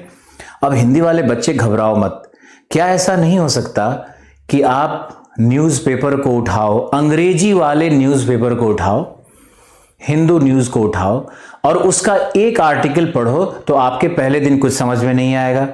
तो मान लो कि आप उससे कम से कम 30-40 अंग्रेजी के शब्दावली को नोट डाउन कर लो, उतार लो। तो अगर आप 30-40 शब्दों को उतार लोगे और उसका हिंदी अर्थ लिख लोगे और उसको दिन में 2-3-4 बार देखना चाहिए। अरे भाई जुनून होना चाहिए ना, काम कैसे नहीं होगा, जुनून पैदा करो ना। तो जब तक आप उसको बार बार देखते रहोगे वो शब्द आपको याद होने लगेंगे। अगले दिन न्यूज़पेपर आया, आप फिर आर्टिकल्स पढ़ो तो जो पिछले न्यूज़पेपर में जो 40 शब्द आपने लिखे थे उसमें से 15 शब्द रिपीट हो गए, वो 15 शब्द 20 शब्द रिपीट हो गए, यानी आपको 15-20 शब्द नए मिले। तो आपके शब्दों की संख्या कितनी हुई? 60। अब क्या करना है, अगले फिर न्यूज़पेपर में पढ़ोगे तो 60 शब्दों में से 40 हो गए रिपीट, नए शब्द कितने मिले? 10। ऐसे करते करते आपके पास 400 से 500 शब्दों का एक समूह बन जाएगा। और अगर उन शब्दों का अर्थ आपको पता है तो आपको अंग्रेजी समझ में तो आने लगेगी, ग्रामर में समस्या होगी, लिखने में समस्या होगी, लेकिन ना आपको ग्रामर सीखना है अंग्रेजी में, ना आपको लिखना सीखना है ज्यादा अंग्रेजी में, सामान्य लिखना है जैसे आप लिखते हो। लेकिन अंग्रेजी के शब्दावली को पकड़ लोगे तो आपको न्यूज़पेपर में और अच्छी किताबों को पढ़ने में बड़ी सहूलियत मिलेगी, आप उसका अर्थ निकाल पाओगे और तभी IAS बन पाओगे। ये तो एक शर्त है कि आपको न्यूज़पेपर से अंग्रेजी के शब्दों को निकाल करके उसको रोज पढ़ना है, उसको याद करना है। हमारे क्लास में इस तरह की कुछ जो बातें हैं, जो रहस्य हैं यूपीएससी का, वो आपको लगातार मिलते रहेंगी और आप उसको आत्मसात करते रहोगे, मेरा पूरा विश्वास है। तो न्यूज़पेपर से अंग्रेजी के शब्दों को लिखना, इस काम को शुरू करो, ये काम शुरू करना बहुत जरूरी है। तो जीसी लियोंग का पार्ट 2 भी पढ़ोगे तभी आपका वर्ल्ड रीजनल ज्योग्राफी तैयार हो जाएगा। तो ये बहुत सुंदर कॉम्बिनेशन है। इससे अधिक और मेरे लेक्चर्स होंगे, मेरे PDF होंगे, मेरे क्लास नोट्स होंगे, तो उससे अलग हट करके कुछ भी नहीं होगा। इतना ज्ञान बहुत सफिशिएंट होगा आपके लिए कि आप कि आप किसी भी एग्जामिनेशन में बैठो, SSC और बैंकिंग तो आपके लिए वो हलवा हो जाएगा, चटनी हो जाएगा, तो आसान हो जाएगा। उसका अर्थ यह है कि आसान हो जाएगा, बहुत आसान हो जाएगा। हम लोग नेक्स्ट पेज पे आ चुके थे और यहां हम आपको दर्शा रहे थे कि फिजिकल ज्योग्राफी सेकेंड पार्ट है भूगोल का। भूगोल का पहला पार्ट क्या था? World regional geography and mapping. फिर भूगोल का दूसरा पार्ट है फिजिकल ज्योग्राफी। फिजिकल ज्योग्राफी को पढ़ने के लिए क्या करना है, NCERT का कॉम्बिनेशन कैसे बनाना है, उस पर बात की जा रही है। तो फिजिकल ज्योग्राफी में हम लोग कॉम्बिनेशन बनाएंगे। सबसे पहले तो क्या करना है कि NCERT 6, 7, 8 आप पढ़ चुके हैं, तो NCERT ओल्ड क्लास 9 मेरे अनुसार ये बहुत ही शानदार NCERT है, ओल्ड NCERT क्लास 9। इस NCERT का मैजिक क्या है कि इस NCERT में पर्यावरण पर भी लिखा हुआ है, इकोसिस्टम पर भी लिखा हुआ है, जैव मंडल पर भी लिखा हुआ है, और जो भौतिक भूगोल की मूल संकल्पनाएं हैं उसका बड़ा ही सरल प्रस्तुतिकरण है, बहुत ही सिंप्लीफाइड फॉर्म में आपको मिलेगा। तो जब आपको ये चीज़ें इतनी सिंप्लीफाइड मिल रही हों ओल्ड एनसीईआरटी के माध्यम से, तो आप उसको जरूर पढ़ो। ये एनसीईआरटी तो पढ़ना आपके लिए बहुत ही आवश्यक है। और इस एनसीईआरटी को पढ़ने के बाद आप फिर मूव करोगे क्लास 11 पार्ट 1 न्यू एनसीईआरटी। और जब इसको आप पढ़ लेते हो तब तीसरे में आता है क्लास 11 पार्ट 1 ओल्ड एनसीईआरटी। ये डेडली कॉम्बिनेशन है। ओल्ड और न्यू एनसीईआरटी दोनों के फिजिकल पार्ट को अगर पढ़ लिया जाए और मेरे क्लासेस और क्लास नोट्स को कंबाइन किया जाए तो आपके ऑप्शनल का भी 60-70% हो जाता है। ये इतना पावरफुल एनसीईआरटी लिखा हुआ है, ये तो हर व्यक्ति आपको बताएगा कि ओल्ड एनसीईआरटी और न्यू एनसीईआरटी का कॉम्बिनेशन करना बहुत जरूरी है फिजिकल में। देखो, एक क्या है कि एक ही एनसीईआरटी को 2 बार पढ़ो, ये तो है कि एक ही एनसीईआरटी को 2 बार हम पढ़ते हैं। दूसरा क्या हो सकता है कि उसी एनसीईआरटी को हम अगर 2 बार ना पढ़ करके 2 एनसीईआरटी को अलग अलग पढ़ लें तो हमारा एफर्ट भी बराबर हुआ। कुछ चीजें रिपीट होकर के भी हम सीख पाते हैं, कुछ नई चीजों को भी हम सीख पाते हैं। जैसे ओल्ड एनसीईआरटी में जाओगे तो उसका क्लाइमेटोलॉजी वाला पार्ट बहुत सुंदर है, ओशनोग्राफी वाला पार्ट बहुत ही अद्भुत है। उसमें आप जाओगे तो लैंड फॉर्म वाला पार्ट बहुत ही अच्छा लिखा हुआ है ओल्ड एनसीईआरटी में। न्यू एनसीईआरटी में आओगे तो न्यू एनसीईआरटी में जो नए सिद्धांत जो प्रचलित हो गए हैं, जैसे बिग बैंग थ्योरी, जैसे बिग बैंग थ्योरी है, जैसे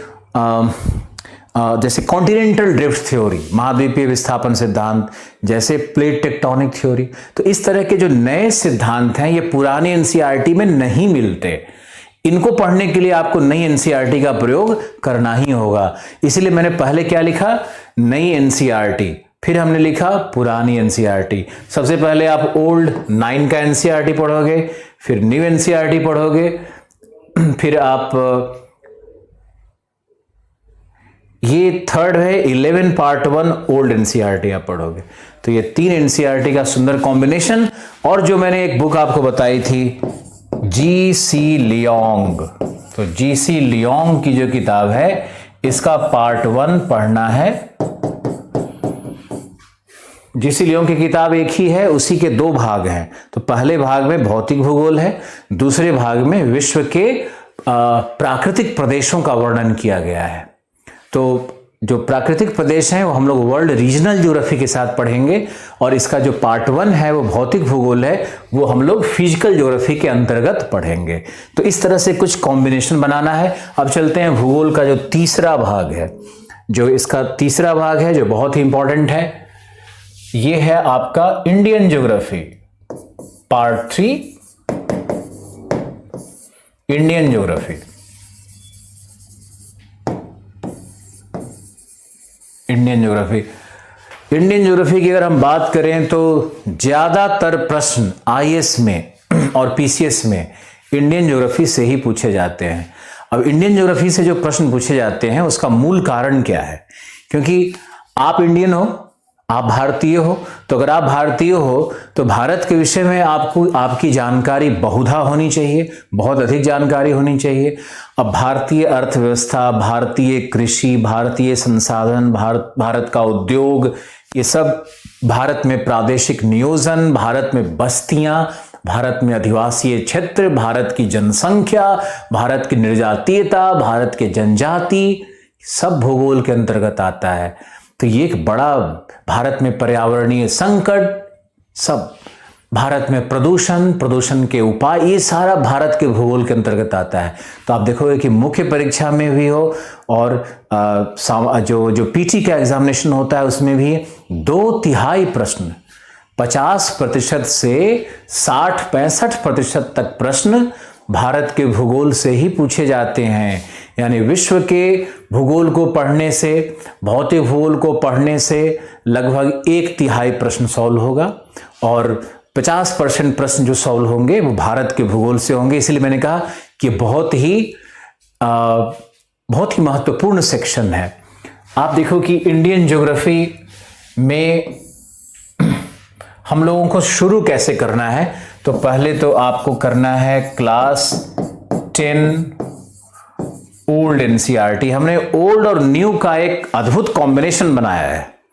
इस कॉम्बिनेशन को पढ़ने से ही आपको मजा भी आएगा और चीजें आप ग्रैस्प भी कर पाओगे, आपके कंट्रोल में भी होंगी।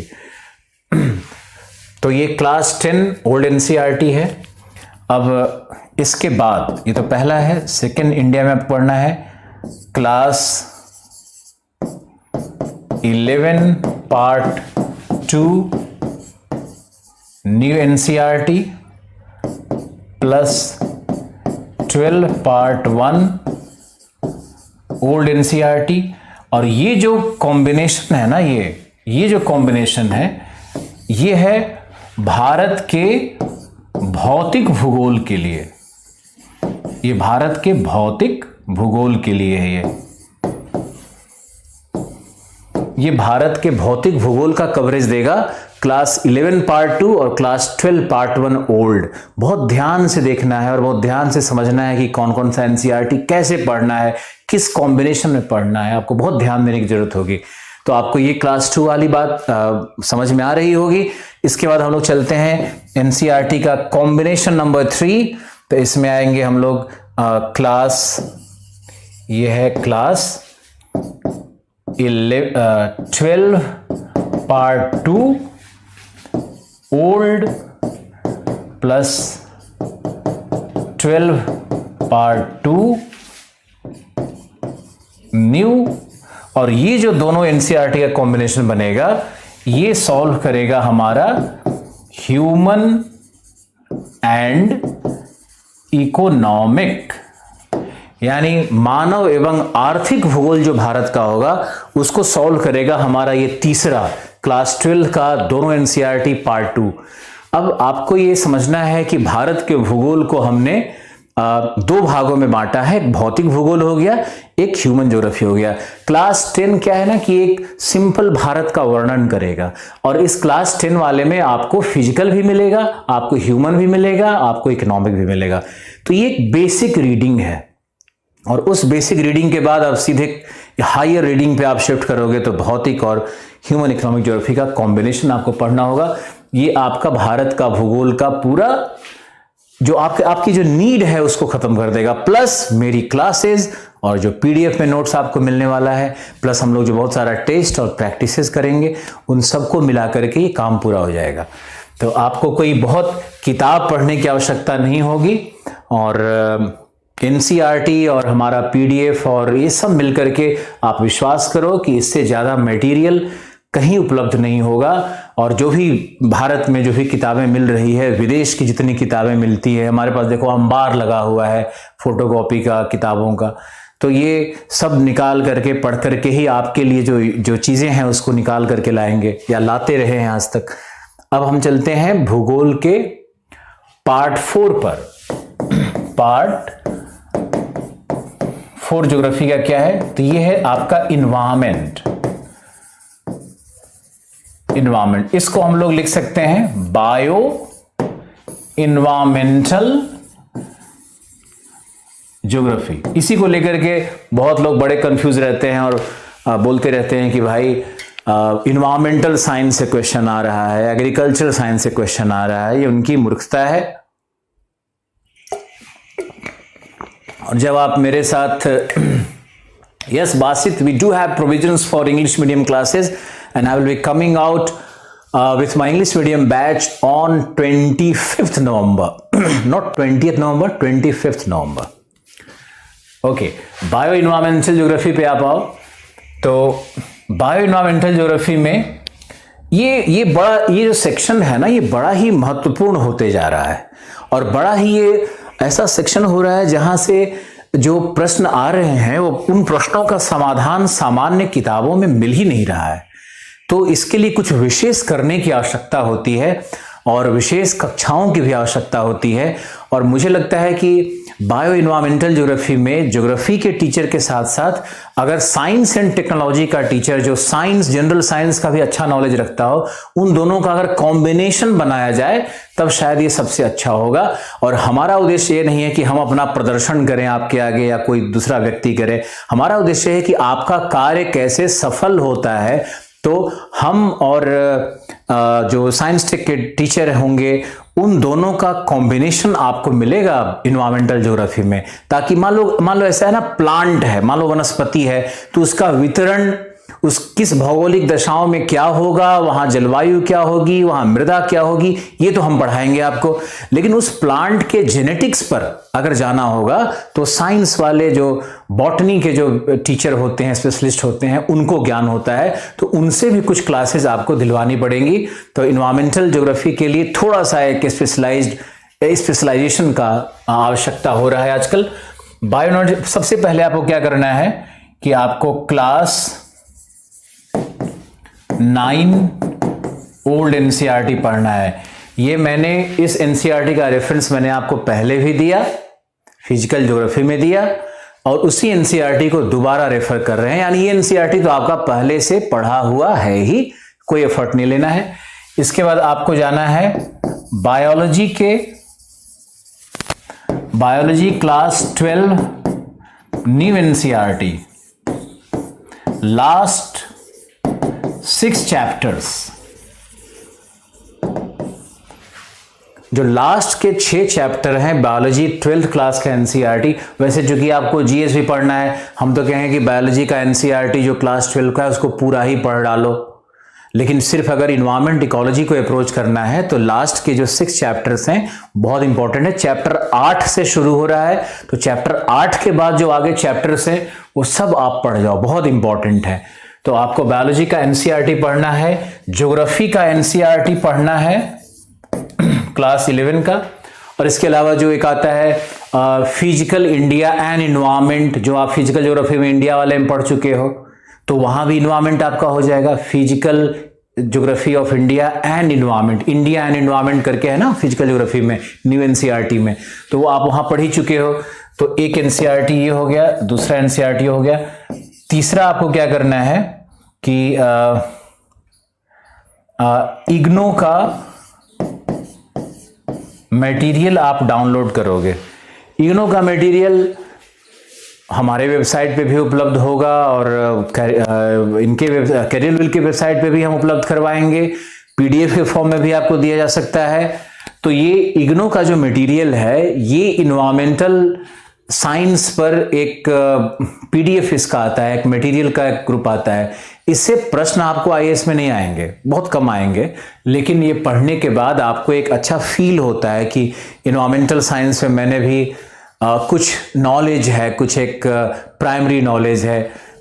तो ये बड़ा अच्छा होगा कि आप इग्नो के मटेरियल को, इग्नो का मटेरियल जो इन्वायरमेंट के ऊपर में है, इसको आप पढ़ो। तो इन्वायरमेंटल ज्योग्राफी को बिगिन करने के लिए एज ए बिगिनर आपको यही पढ़ना होगा। और अगर हायर लेवल पे हम लोग जब जाने लगते हैं तो फिर तो वहां पे बात कुछ और बनने लगती है। और हम लोग जैसे पीडी शर्मा की किताब आती है, पीडी शर्मा, तो पीडी शर्मा बनारस हिंदू यूनिवर्सिटी के हेड ऑफ डिपार्टमेंट हैं ज्योग्राफी और इन्वायरमेंट के, और इन्वायरमेंटल साइंस में काफी बड़ा नाम है पीडी शर्मा का। तो पीडी शर्मा ने ये किताब लिखी है इकोलॉजी पे। इन्होंने जो किताब लिखी है पीडी शर्मा ने इकोलॉजी के ऊपर में, पारिस्थितिकी के ऊपर में, तो पारिस्थितिकी वाली इनकी किताब बहुत ही महत्वपूर्ण हो जाती है।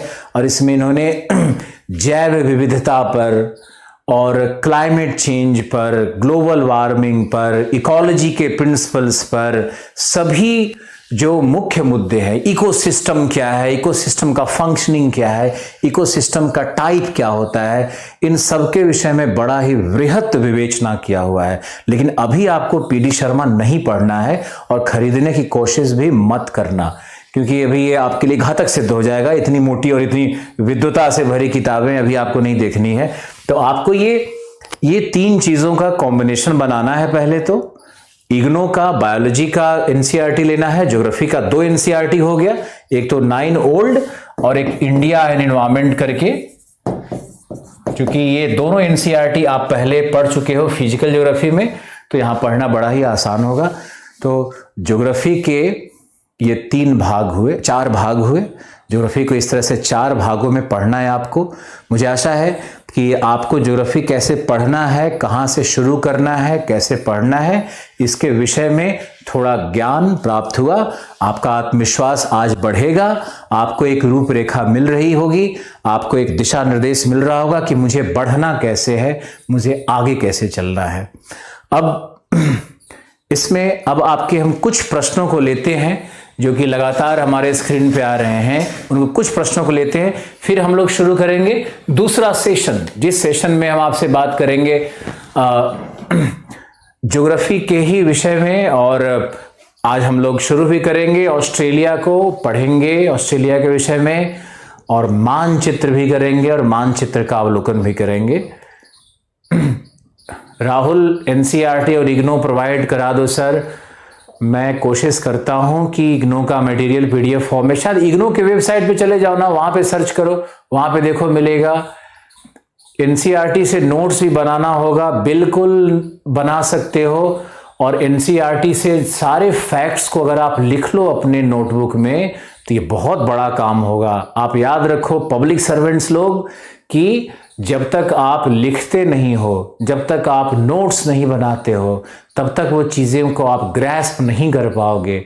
हम बार बार कह रहे हैं कि वन ईयर एग्जामिनेशन का तैयारी करना और आईएएस बनना दोनों में बहुत अंतर है, बिल्कुल अलग धारा है दोनों। जो आपने वन ईयर के लिए तैयारी करके रखा है वो आपको बहुत मदद करने वाला है, आईएएस के एग्जामिनेशन में बहुत मदद करने वाला है कि सीसेट आप क्वालिफाई कर जाओगे, आप इंग्लिश का सॉल्व कर दोगे पजल्स, तो आपके लिए तो बड़ा ताकत है, बड़ी ताकत है वो। आपको बेसिक नॉलेज है पॉलिटी का, बेसिक अंडरस्टैंडिंग है, कुछ आर्टिकल्स रटे हुए हैं आपने, कुछ इतिहास के तथ्य रटे हुए हैं आपने, सब आपकी मदद करेगा।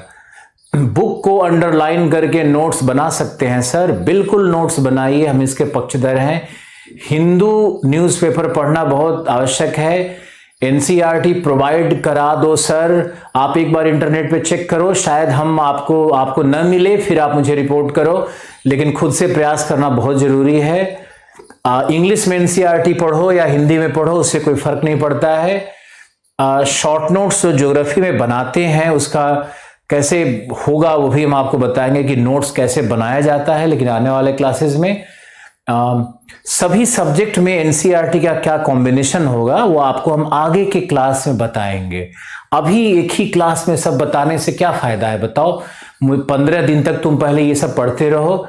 एक दिन में 2 क्लासेस होंगी, एक क्लास में हमारा क्लास होगा 11:30 से 2 घंटे की, और उसके बाद फिर 2 घंटे की होगी, मेरा मूड करेगा 1.5 घंटे का भी होगा, क्योंकि मेरा दिन में 4 क्लास चल रहा है आजकल, तो हो सकता है थकान भी आए, तो हम हो सकता है कि 1.5 घंटे का भी क्लास लें या 2 घंटे का क्लास लें, कभी ज़्यादा भी ले सकते हैं क्लास, कोई बात नहीं है। एनसीईआरटी ज्योग्राफी को अपलोड करने के लिए देखते हैं क्या हो सकता है। एनसीईआरटी लॉन्ग क्वेश्चन की प्रैक्टिस करें, उसमें क्वेश्चन होते हैं लास्ट में, हाँ बिल्कुल करें। एनसीईआरटी के पास जो क्वेश्चन का सेट, जो अभ्यास जो बनाया होता है, उसको भी सॉल्व करने का प्रयास करो, लेकिन टाइम मत खराब करना, उसमें टाइम ज्यादा नहीं खराब करना है। उस प्रश्न को देख करके ना मन में भी लिख सकते हो, मन में भी सोच सकते हो कि इसमें ये 4 की पॉइंट आएगा। हर प्रश्न का उत्तर जब आप लिखने जाओ तो पहले आप की पॉइंट्स लिखना शुरू करो, पूरी गाथा नहीं लिखने की कोशिश करो। अभी आप पहले की पॉइंट्स तो लिखना शुरू करो कि हाँ इस प्रश्न में ये की पॉइंट्स आएंगे। बाद में भाषा आपकी इंप्रूव होगी, भाषा शैली आपकी इंप्रूव होगी, तो आप खुद ही करने लगोगे। Thank you Durga, thank you, I love you too. Then Shiva, PDF का पूरा याद करना है क्या सर? नहीं करना है ना। पीडीएफ तो मैंने आपको इसलिए दिया ऑस्ट्रेलिया पे कि इसके बाद कोई मटेरियल शेष न रह जाए। मैंने ऐसा मटेरियल बनवाया है, पहली बार इतना मेहनत करके बनवाया जा रहा है कि आपके पास सभी अच्छी किताबों का एक आपके पास कलेक्शन हो। हम जरूर कोशिश करेंगे कि इग्नो का मटेरियल हम अपलोड कर दें, और दूसरा ये कर दें कि हिंदू न्यूज़पेपर को कैसे पढ़ना है उस पर हम बात करेंगे। ऑसम कंटेंट है मेरे पीडीएफ में, thank you very much. Rajendra, आपने क्या पूछा मैं तो भूल ही गया। बुक नहीं होगा ओल्ड वाला, राहुल लिख रहे हैं कि एनसीईआरटी ओल्ड नहीं होगा तो कैसे करेंगे। अब कोई दोस्त होगा आपका दिल्ली में या कोई कनेक्शन होगा, कुछ तो करो, आपको एफर्ट तो लेना पड़ेगा, सारा एफर्ट तो आप हमारे ऊपर छोड़ नहीं सकते हो। मेरा आशीर्वाद तो है ही सौरभ, आप सब लोगों के ऊपर में है, लेकिन मेरे पास कोई जादुई छड़ी नहीं है। मेरे पास कोई ऐसा जादुई छड़ी होता, हम घुमाते और आप सबका भविष्य बदल जाता या ज्ञान का ट्रांसफर हो जाता तो मजा आ जाता, लेकिन ऐसा कुछ नहीं होता है। आप सूर्य के नीचे जाओगे, जितना धूप लोगे, जितनी आपकी क्षमता होगी, उतना विटामिन डी आपको मिलेगा। तो हम तो ये कहते हैं कि शिक्षक तो एक वर्षा की तरह है, वर्षा की बूंद की तरह है। हम तो बारिश करेंगे और आप कैसे हो आपको देखना है। अगर आप बहुत उपजाऊ मृदा हो तो आप में हरा भरा हरित क्रांति आप में आ जाएगी। अगर आपकी मिट्टी उपजाऊ है तो हरित क्रांति आ जाएगी। हम तो वर्षा की बूंद ही है ना। आप अगर बंजर भूमि हो तब भी वर्षा उसमें उत्पादन कर देती है। इतनी ताकत होती है वर्षा जल में कि किसी भी बंजर भूमि में वर्षा कर दो, राजस्थान के डेजर्ट में पानी का प्रवाह ले आओ तो वहां पे देखो हरित क्रांति आ जाती है। तो आप बंजर भूमि हो या रेगिस्तान हो, क्या हो मुझे नहीं पता, लेकिन आप अगर हमारे बूंदों को लोगे तो आप जरूर वहां आप में भी हरित क्रांति आने वाली है, आप चिंता नहीं करो।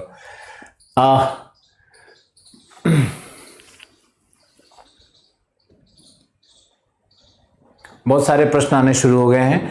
अब ये जो हमने एक छोटा सा ब्रेक लिया, इसका उद्देश्य था कि आपके प्रश्न को हम ले लें। सविंदर सिंह की बुक पढ़ने की आवश्यकता नहीं है। सविंदर सिंह अप्रासंगिक हो गए हैं, इरेलेवेंट हो गए हैं, तो सविंदर सिंह की बुक से अब ज्यादा प्रश्न नहीं आता है।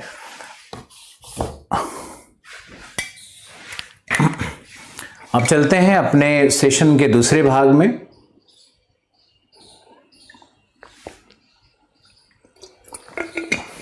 और आपको बताते हैं कि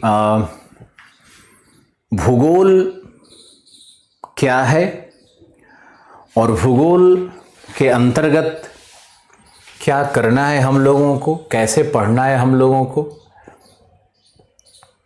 और हाउ टू रीड एनसीईआरटी। मैंने आपको बताया कि एनसीईआरटी का कॉम्बिनेशन क्या होगा। अब आपको समझना है कि हम उस एनसीईआरटी के कॉम्बिनेशन को पढ़ें कैसे, एनसीईआरटी को पढ़ने की विधि क्या है, एनसीईआरटी को सीखने की विधि क्या है। और पढ़ने की विधि और सीखने की विधि को जानना बहुत जरूरी है, इसलिए ये सेशन भी आपके लिए उतना ही इंपॉर्टेंट है। और ऑस्ट्रेलिया के विषय में जितने भी तथ्य हैं वो तो हम लोग समझेंगे और बात करेंगे ही, लेकिन हमारा ये बहुत इंपॉर्टेंट पार्ट है आज का। तो एक काम करते हैं, दो स्टूडेंट की कल्पना करते हैं। मान लो दो स्टूडेंट हैं,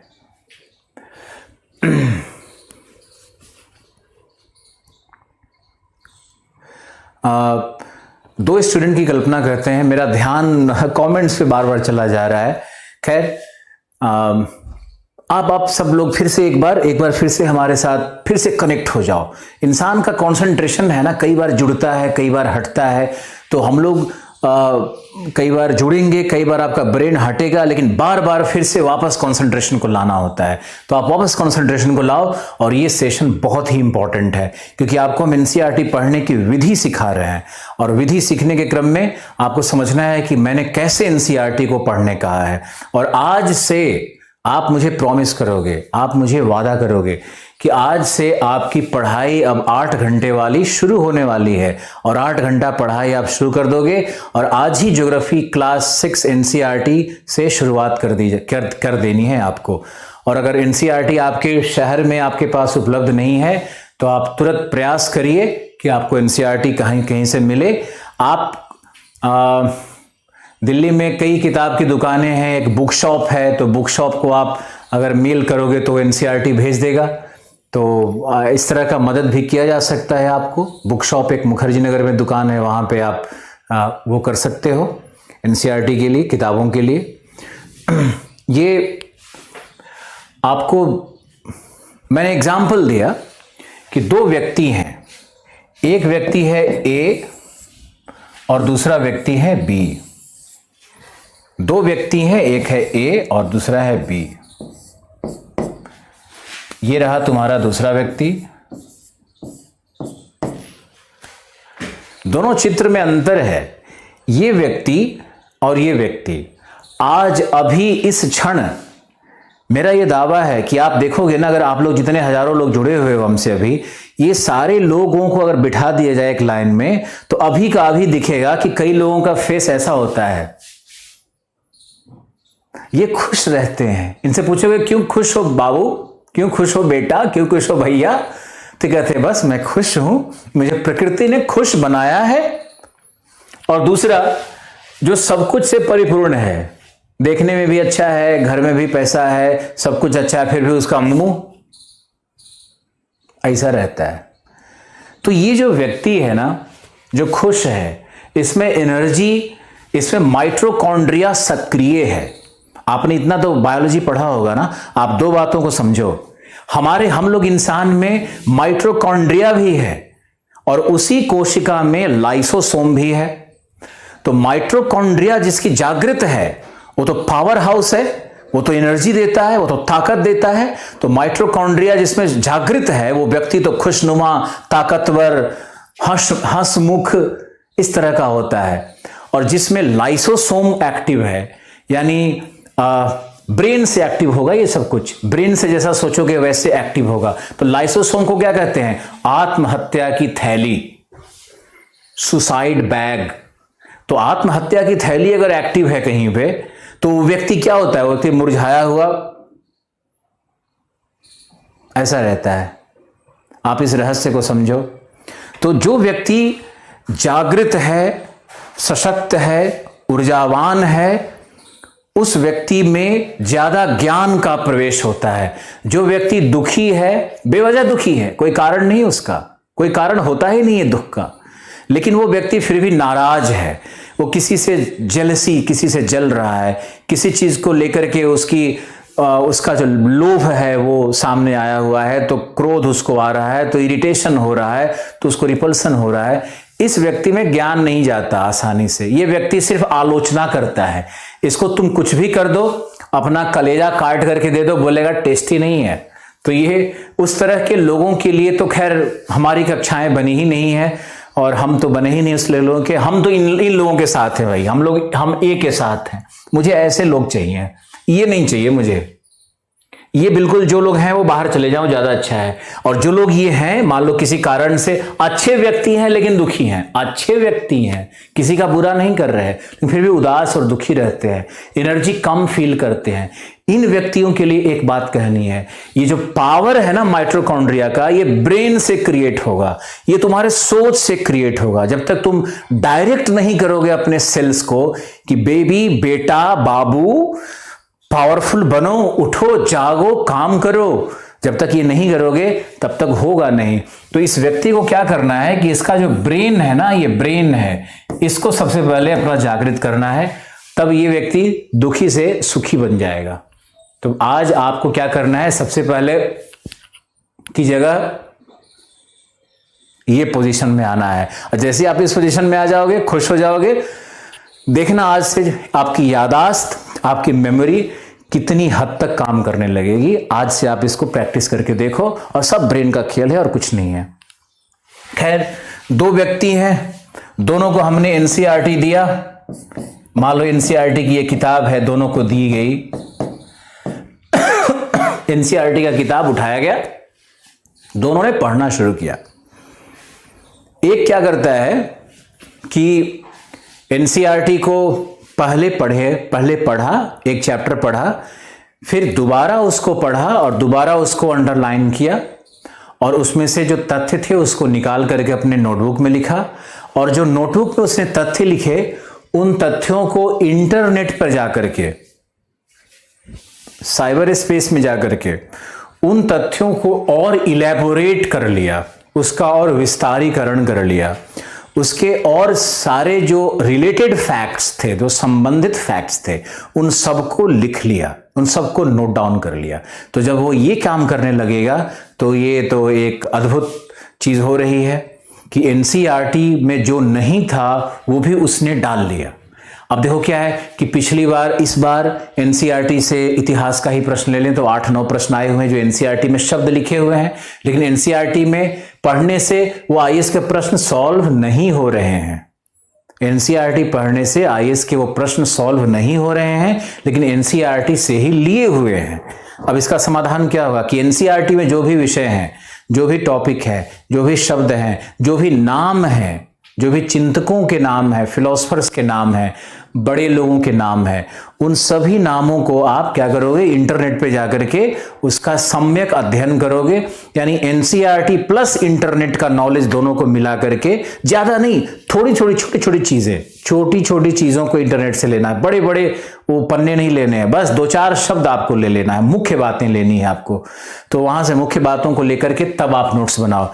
यानी आपका एनसीईआरटी का नोट्स क्या होना चाहिए, एनसीईआरटी प्लस इंटरनेट पर आपके द्वारा किया गया रिसर्च। ये बहुत बढ़िया कॉम्बिनेशन बनाएगा। अब एनसीईआरटी पे जब आप नोट्स बना लोगे तो फिर आपको बहुत मजा आएगा। अब एनसीईआरटी को पढ़ते कैसे हैं, उस पे 1-2 शब्द और मुझे कहने दो। एनसीईआरटी में मान लो कि आपने एक चैप्टर उठाया और आपने चैप्टर उठा लिया, कृषि का मान लो आपने चैप्टर उठा लिया, हरित क्रांति का आपने चैप्टर उठा लिया। तो हरित क्रांति में जब एनसीईआरटी में जाओगे तो वहां लिखा हुआ रहेगा कि हरित क्रांति के जनक स्वामीनाथन थे। हरित क्रांति 1961 में IADP प्रोग्राम के द्वारा उसका पहला पायलट प्रोजेक्ट आया। फिर 1964 में IAAP के द्वारा ये फिर 112 डिस्ट्रिक्ट्स में शुरू किया गया प्रयोग के तौर पर। इस तरह से फैक्ट्स आएंगे। इन फैक्ट्स का कोई बहुत बड़ा महत्व तो नहीं है, लेकिन ये फैक्ट्स भी याद रखने चाहिए चूंकि एनसीईआरटी में है, लेकिन आप इसको याद रखोगे। लेकिन आपको क्या करना है कि IADP क्या था, IAAP क्या था, इस पे थोड़ा रिसर्च करना पड़ेगा। फिर आपको मिलेगा कि 1967 में एनुअल प्लान, वार्षिक योजना में हरित क्रांति का प्रारंभ किया गया और वो पैकेज प्रोग्राम था। अब देखो क्या सीखना है कि एनुअल प्लान का अर्थ क्या होता है, पैकेज प्रोग्राम क्या होता है। आगे मिलेगा कि यह एक HYV प्रोग्राम था, हाई यील्डिंग वैरायटी प्रोग्राम था। तो ये बताओ कि हाई यील्डिंग वैरायटी प्रोग्राम जो है HYV प्रोग्राम है, उसका अर्थ क्या हुआ। तो एनसीईआरटी में सिर्फ शब्द जो मिल रहे हैं ना, उसके आधार पर बाकी ज्ञान को कलेक्ट करना होता है। इस तरह से पढ़ना होगा एनसीईआरटी को।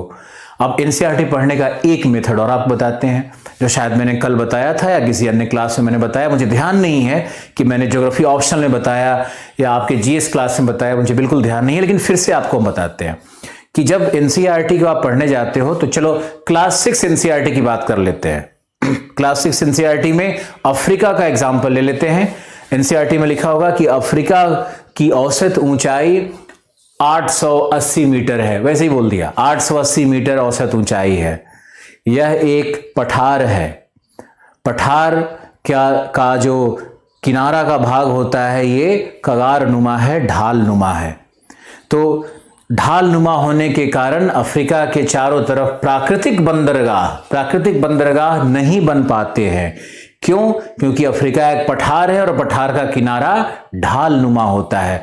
तो कल्पना करके देखो कि मान लो कि कोई जहाज समुद्र से आ रहा है और ये अफ्रीका का ढाल नुमा पठार सामने आ गया, तो ये जो जहाज है उससे लोडिंग अनलोडिंग कैसे होगा?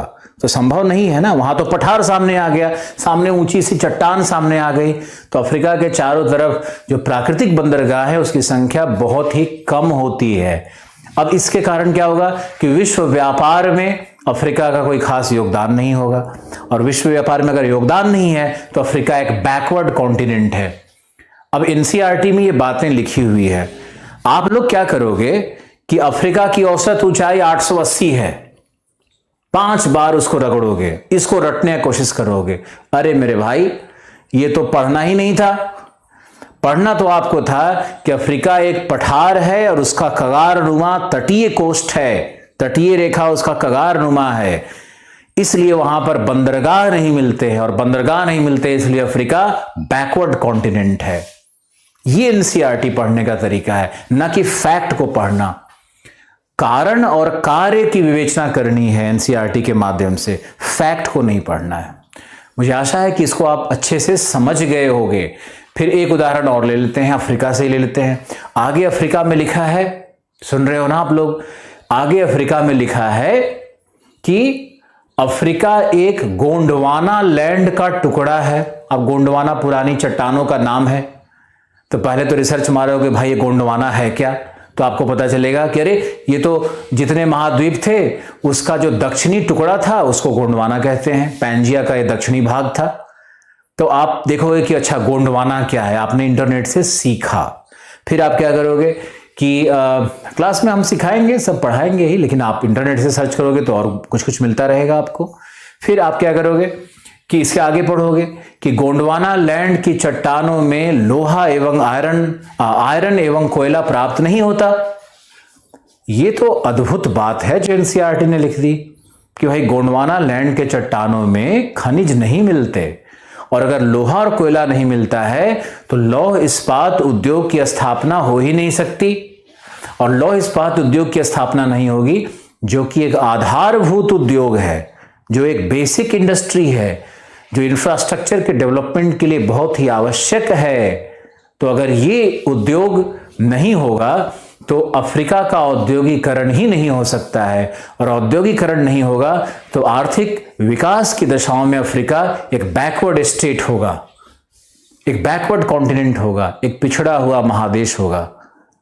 अब देखो एनसीईआरटी में क्या निकल करके आ रहा है कि अफ्रीका एक पिछड़ा हुआ महादेश है, क्योंकि कारण निकल करके आ रहा है क्योंकि ए बंदरगाह नहीं है, बी खनिज लौह इस्पात उद्योग नहीं है। खनिज तो है, अफ्रीका में खनिज है ना, कॉपर है, डायमंड है, गोल्ड है, सब है, तेल है, पेट्रोलियम है, सब है, बहुत संसाधन है, लेकिन कौन सा मूल संसाधन नहीं है, तो लौह इस्पात उद्योग के लिए संसाधन नहीं है। अब एनसीईआरटी को जो इस तरह से पढ़ता है वो व्यक्ति मुख्य परीक्षा में भी बड़े तीर मारता है, और एनसीईआरटी को जो सिर्फ हवा में उड़ा रहा है उसको लग रहा है कि हाँ ठीक है ना, लॉ नहीं मिलता है या नहीं मिलता है। अरे वही मूल प्रश्न बन करके आएगा, वही तो मूल है एनसीईआरटी का, वही तो सार गर्भित चीजें तो एनसीईआरटी में इसी प्रकार से मिलती है ना। तो एनसीईआरटी के लिए तो आप एनसीईआरटी को आप उसको उस तरह से पढ़िए और उस तरह से काम करिए। ओके,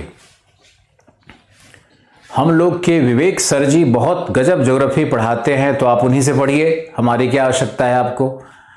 बहुत लोग बहुत गजब पढ़ा रहे हैं, जहाँ जहाँ जो लोग गजब पढ़ा रहे हैं आप लोग वहाँ गजब पढ़िए, और गजब का सर्टिफिकेट तो वो देगा जो आईएएस में रैंक 1 लाएगा, पीसीएस में रैंक 1 लाएगा।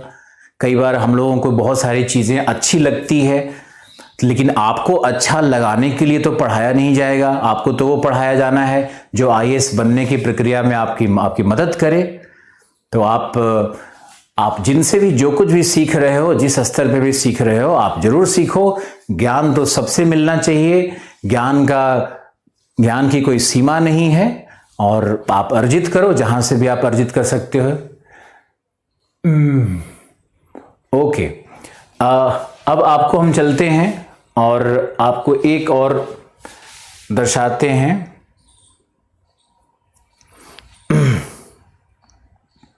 कि आज की एक मुख्य बात, समय लगता है कि आज काफ़ी हो गया है, 1 बज गया है, शायद 1:10-15 तो हो ही गया है, तो मुझे लगता नहीं कि आज ऑस्ट्रेलिया और वर्ल्ड रीजनल ज्योग्राफी को शुरू करने का दिन है। आज आप ऐसा करो कि आज के दिन को आप पूरी तरह से क्लास 6 एनसीईआरटी को पढ़ने के लिए उपयोग में लाओ, और क्लास 6 एनसीईआरटी को आज से पढ़ना शुरू करो। और क्लास एनसीईआरटी जब आप पढ़ना शुरू कर दोगे तब आपका अपने आप ज्योग्राफी मूव ऑन करना शुरू हो जाएगा। आज आप सीखो कि अक्षांश क्या है, देशांतर क्या है, क्लास 6 एनसीईआरटी से या जो भी सर आपके रहे हैं उनसे आप पढ़ना शुरू करो, और कल से हम लोग वर्ल्ड रीजनल ज्योग्राफी पे अपने क्लासेस को धारा प्रवाह उस पर शुरू करते हैं। कल से नोटबुक लेकर के और एटलस लेकर के आपको आना है। आपके लिए होमवर्क दिया जा रहा है, आप होमवर्क करोगे तभी आप सीखोगे। आपका होमवर्क नंबर 1 नोट करो। आपको होमवर्क में क्या करना है, आप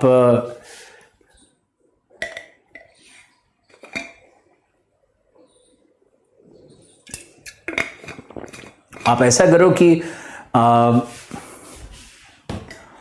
3 होमवर्क आपको लेना है।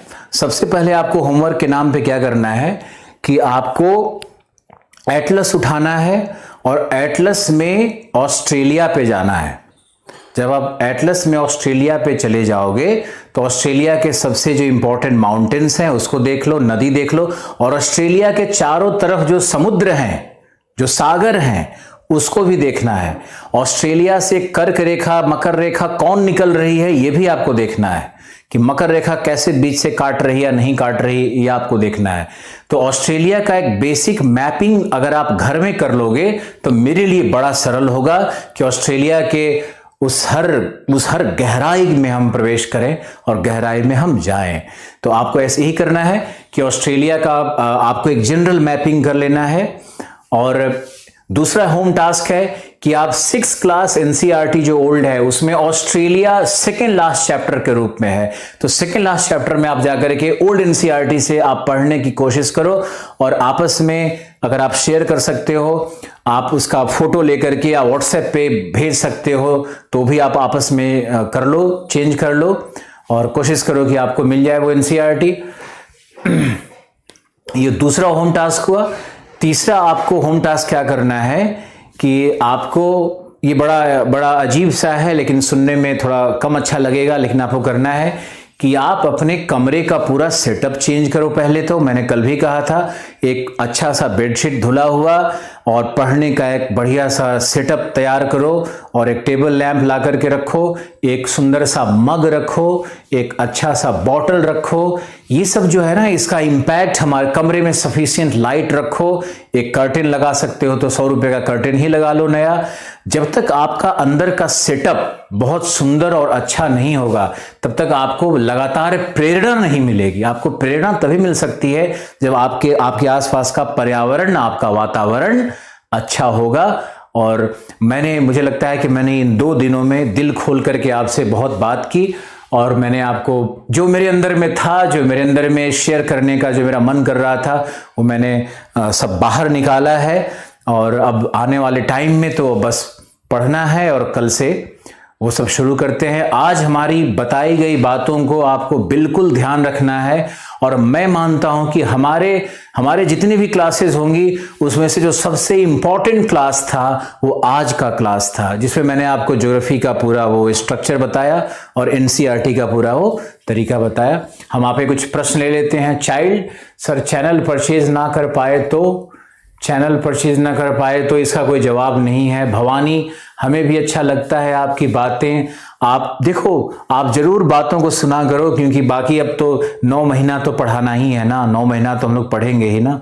तो शुरू में तो आपके बात विचार, हमारी अंदर में जो अनुभव हमारे हैं उसको शेयर करना बहुत जरूरी रहता है। पाठशाला पर एनसीईआरटी अवेलेबल है। कोई पाठशाला करके है इंटरनेट पे, जो एक हमारे छात्र लिख रहे हैं कि पाठशाला पर एनसीईआरटी अवेलेबल है। कुमार साहब लिख रहे हैं, आपने लोगों की मदद की कुमार, बहुत अच्छी बात है। सभी लोग पाठशाला पर जाकर के ओल्ड एनसीईआरटी को आप वो करो और सब्जेक्ट की चिंता मत करो। बाकी सारे सब्जेक्ट का जो एनसीईआरटी है एक ही साथ पढ़ोगे क्या? आप एक साथ नहीं पढ़ सकते हो। मुझे मैप बनाना नहीं आता है, मैप बनाना सिखाया जाएगा, आप चिंता मत करो, सब कुछ सिखाया जाएगा। भारत का मैप 15 सेकंड में बन सकता है। कैसे बनेगा आपको सिखाया जाएगा। कल जब हम ऑस्ट्रेलिया पढ़ाएंगे तो हम ऑस्ट्रेलिया का मैप खुद बना करके आपको दिखाएंगे कि कैसे बनता है और कितना सरल होता है और कितने कम सेकंड में बन जाता है। सर क्लास की शेड्यूल क्या रहेगी? शेड्यूल तो अभी यही है कि हमारा 2 क्लास रोज होगा। मॉर्निंग सेशन में हम ज्योग्राफी के साथ आएंगे, रजनीश राज जी आएंगे 1:30 बजे से, 2 बजे से रजनीश राज जी आएंगे। तो 2 बजे से रजनीश राज जी का क्लास चल रहा है मॉडर्न इंडिया के ऊपर में, तो हम लोग दोनों का चलेगा। इग्नो का मटेरियल भी मिलेगा, टेलीग्राम पर भी कुछ मटेरियल होगा तो आप पढ़ कर देखो। मेरा तो ये कहना है कि आप जितना कहा जाए उतना ही पढ़ो। देखो, यूपीएससी में जितना पढ़ने की आवश्यकता है उतना ही पढ़ो। ज्यादा हाथ पांव मारने और ज्यादा साम्राज्य फैलाने से कोई बहुत बड़ा फायदा नहीं होता है। बेसिक टू हाई लेवल तो ऑब्वियसली होगा ही। आप हमारा पीडीएफ देख करके समझ रहे हो ना कि किस लेवल तक आपको जाना होगा और किस लेवल तक। डरो मत, लेकिन डरना नहीं है आपको। आप नीचे लेवल से, बेसिक लेवल से ऊपर तक हम लोग धीरे धीरे बढ़ेंगे। कैसे कहते हैं ना कि 1000 miles of journey is is always begins with single steps. Chinese कहावत है ये, तो सिंगल स्टेप आप लेना शुरू करो, अपने आप ही आप आगे माइल्स तक पहुंच जाओगे। बाइलिंगुअल बैच, तो थोड़ा बहुत बाइलिंगुअलिज्म इसमें, हम लोग बाइलिंगुअल की जगह ज्यादा बिलीव करते हैं कि भाई एक हिंदी का बैच हो, एक इंग्लिश का बैच हो, और अंग्रेजी के शब्दावलियों का प्रयोग तो सब लोग करेगा ही करेगा। Thank you Purushottam. न्यूज़पेपर के बारे में हम बात करेंगे, अभी एक दिन में ही सारी बात नहीं की जाएगी। नेक्स्ट जो बैच शुरू होगा हिस्ट्री और ज्योग्राफी के बाद, उसकी चिंता आपको अभी से सता रही है, अद्भुत है ये तो। उसके बाद हम लोग इंडियन पॉलिटी कॉन्स्टिट्यूशन पे जाएंगे, और दूसरे साइड में फिर या तो साइंस एंड टेक्नोलॉजी लेंगे या फिर इंडियन इकोनॉमी लेंगे। तो हमारी अपनी एक योजना है, उसके तहत आपको 9 महीने 4 घंटे 5 घंटे रोज क्लास करनी है। आज के लिए बस इतना ही। थैंक यू सो मच, बहुत मजा आया आपके साथ आज मिलकर के। कल से पूरी तैयारी है ज्योग्राफी को सीखने की, और आज के लेक्चर को सबसे ज्यादा महत्व देना है आपको। आज आपको वो गाइडलाइंस मैंने देने की कोशिश किया जिससे आप आगे पढ़ सको, और लिमिटेड पढ़ सको और आगे बढ़ सको। Thank you.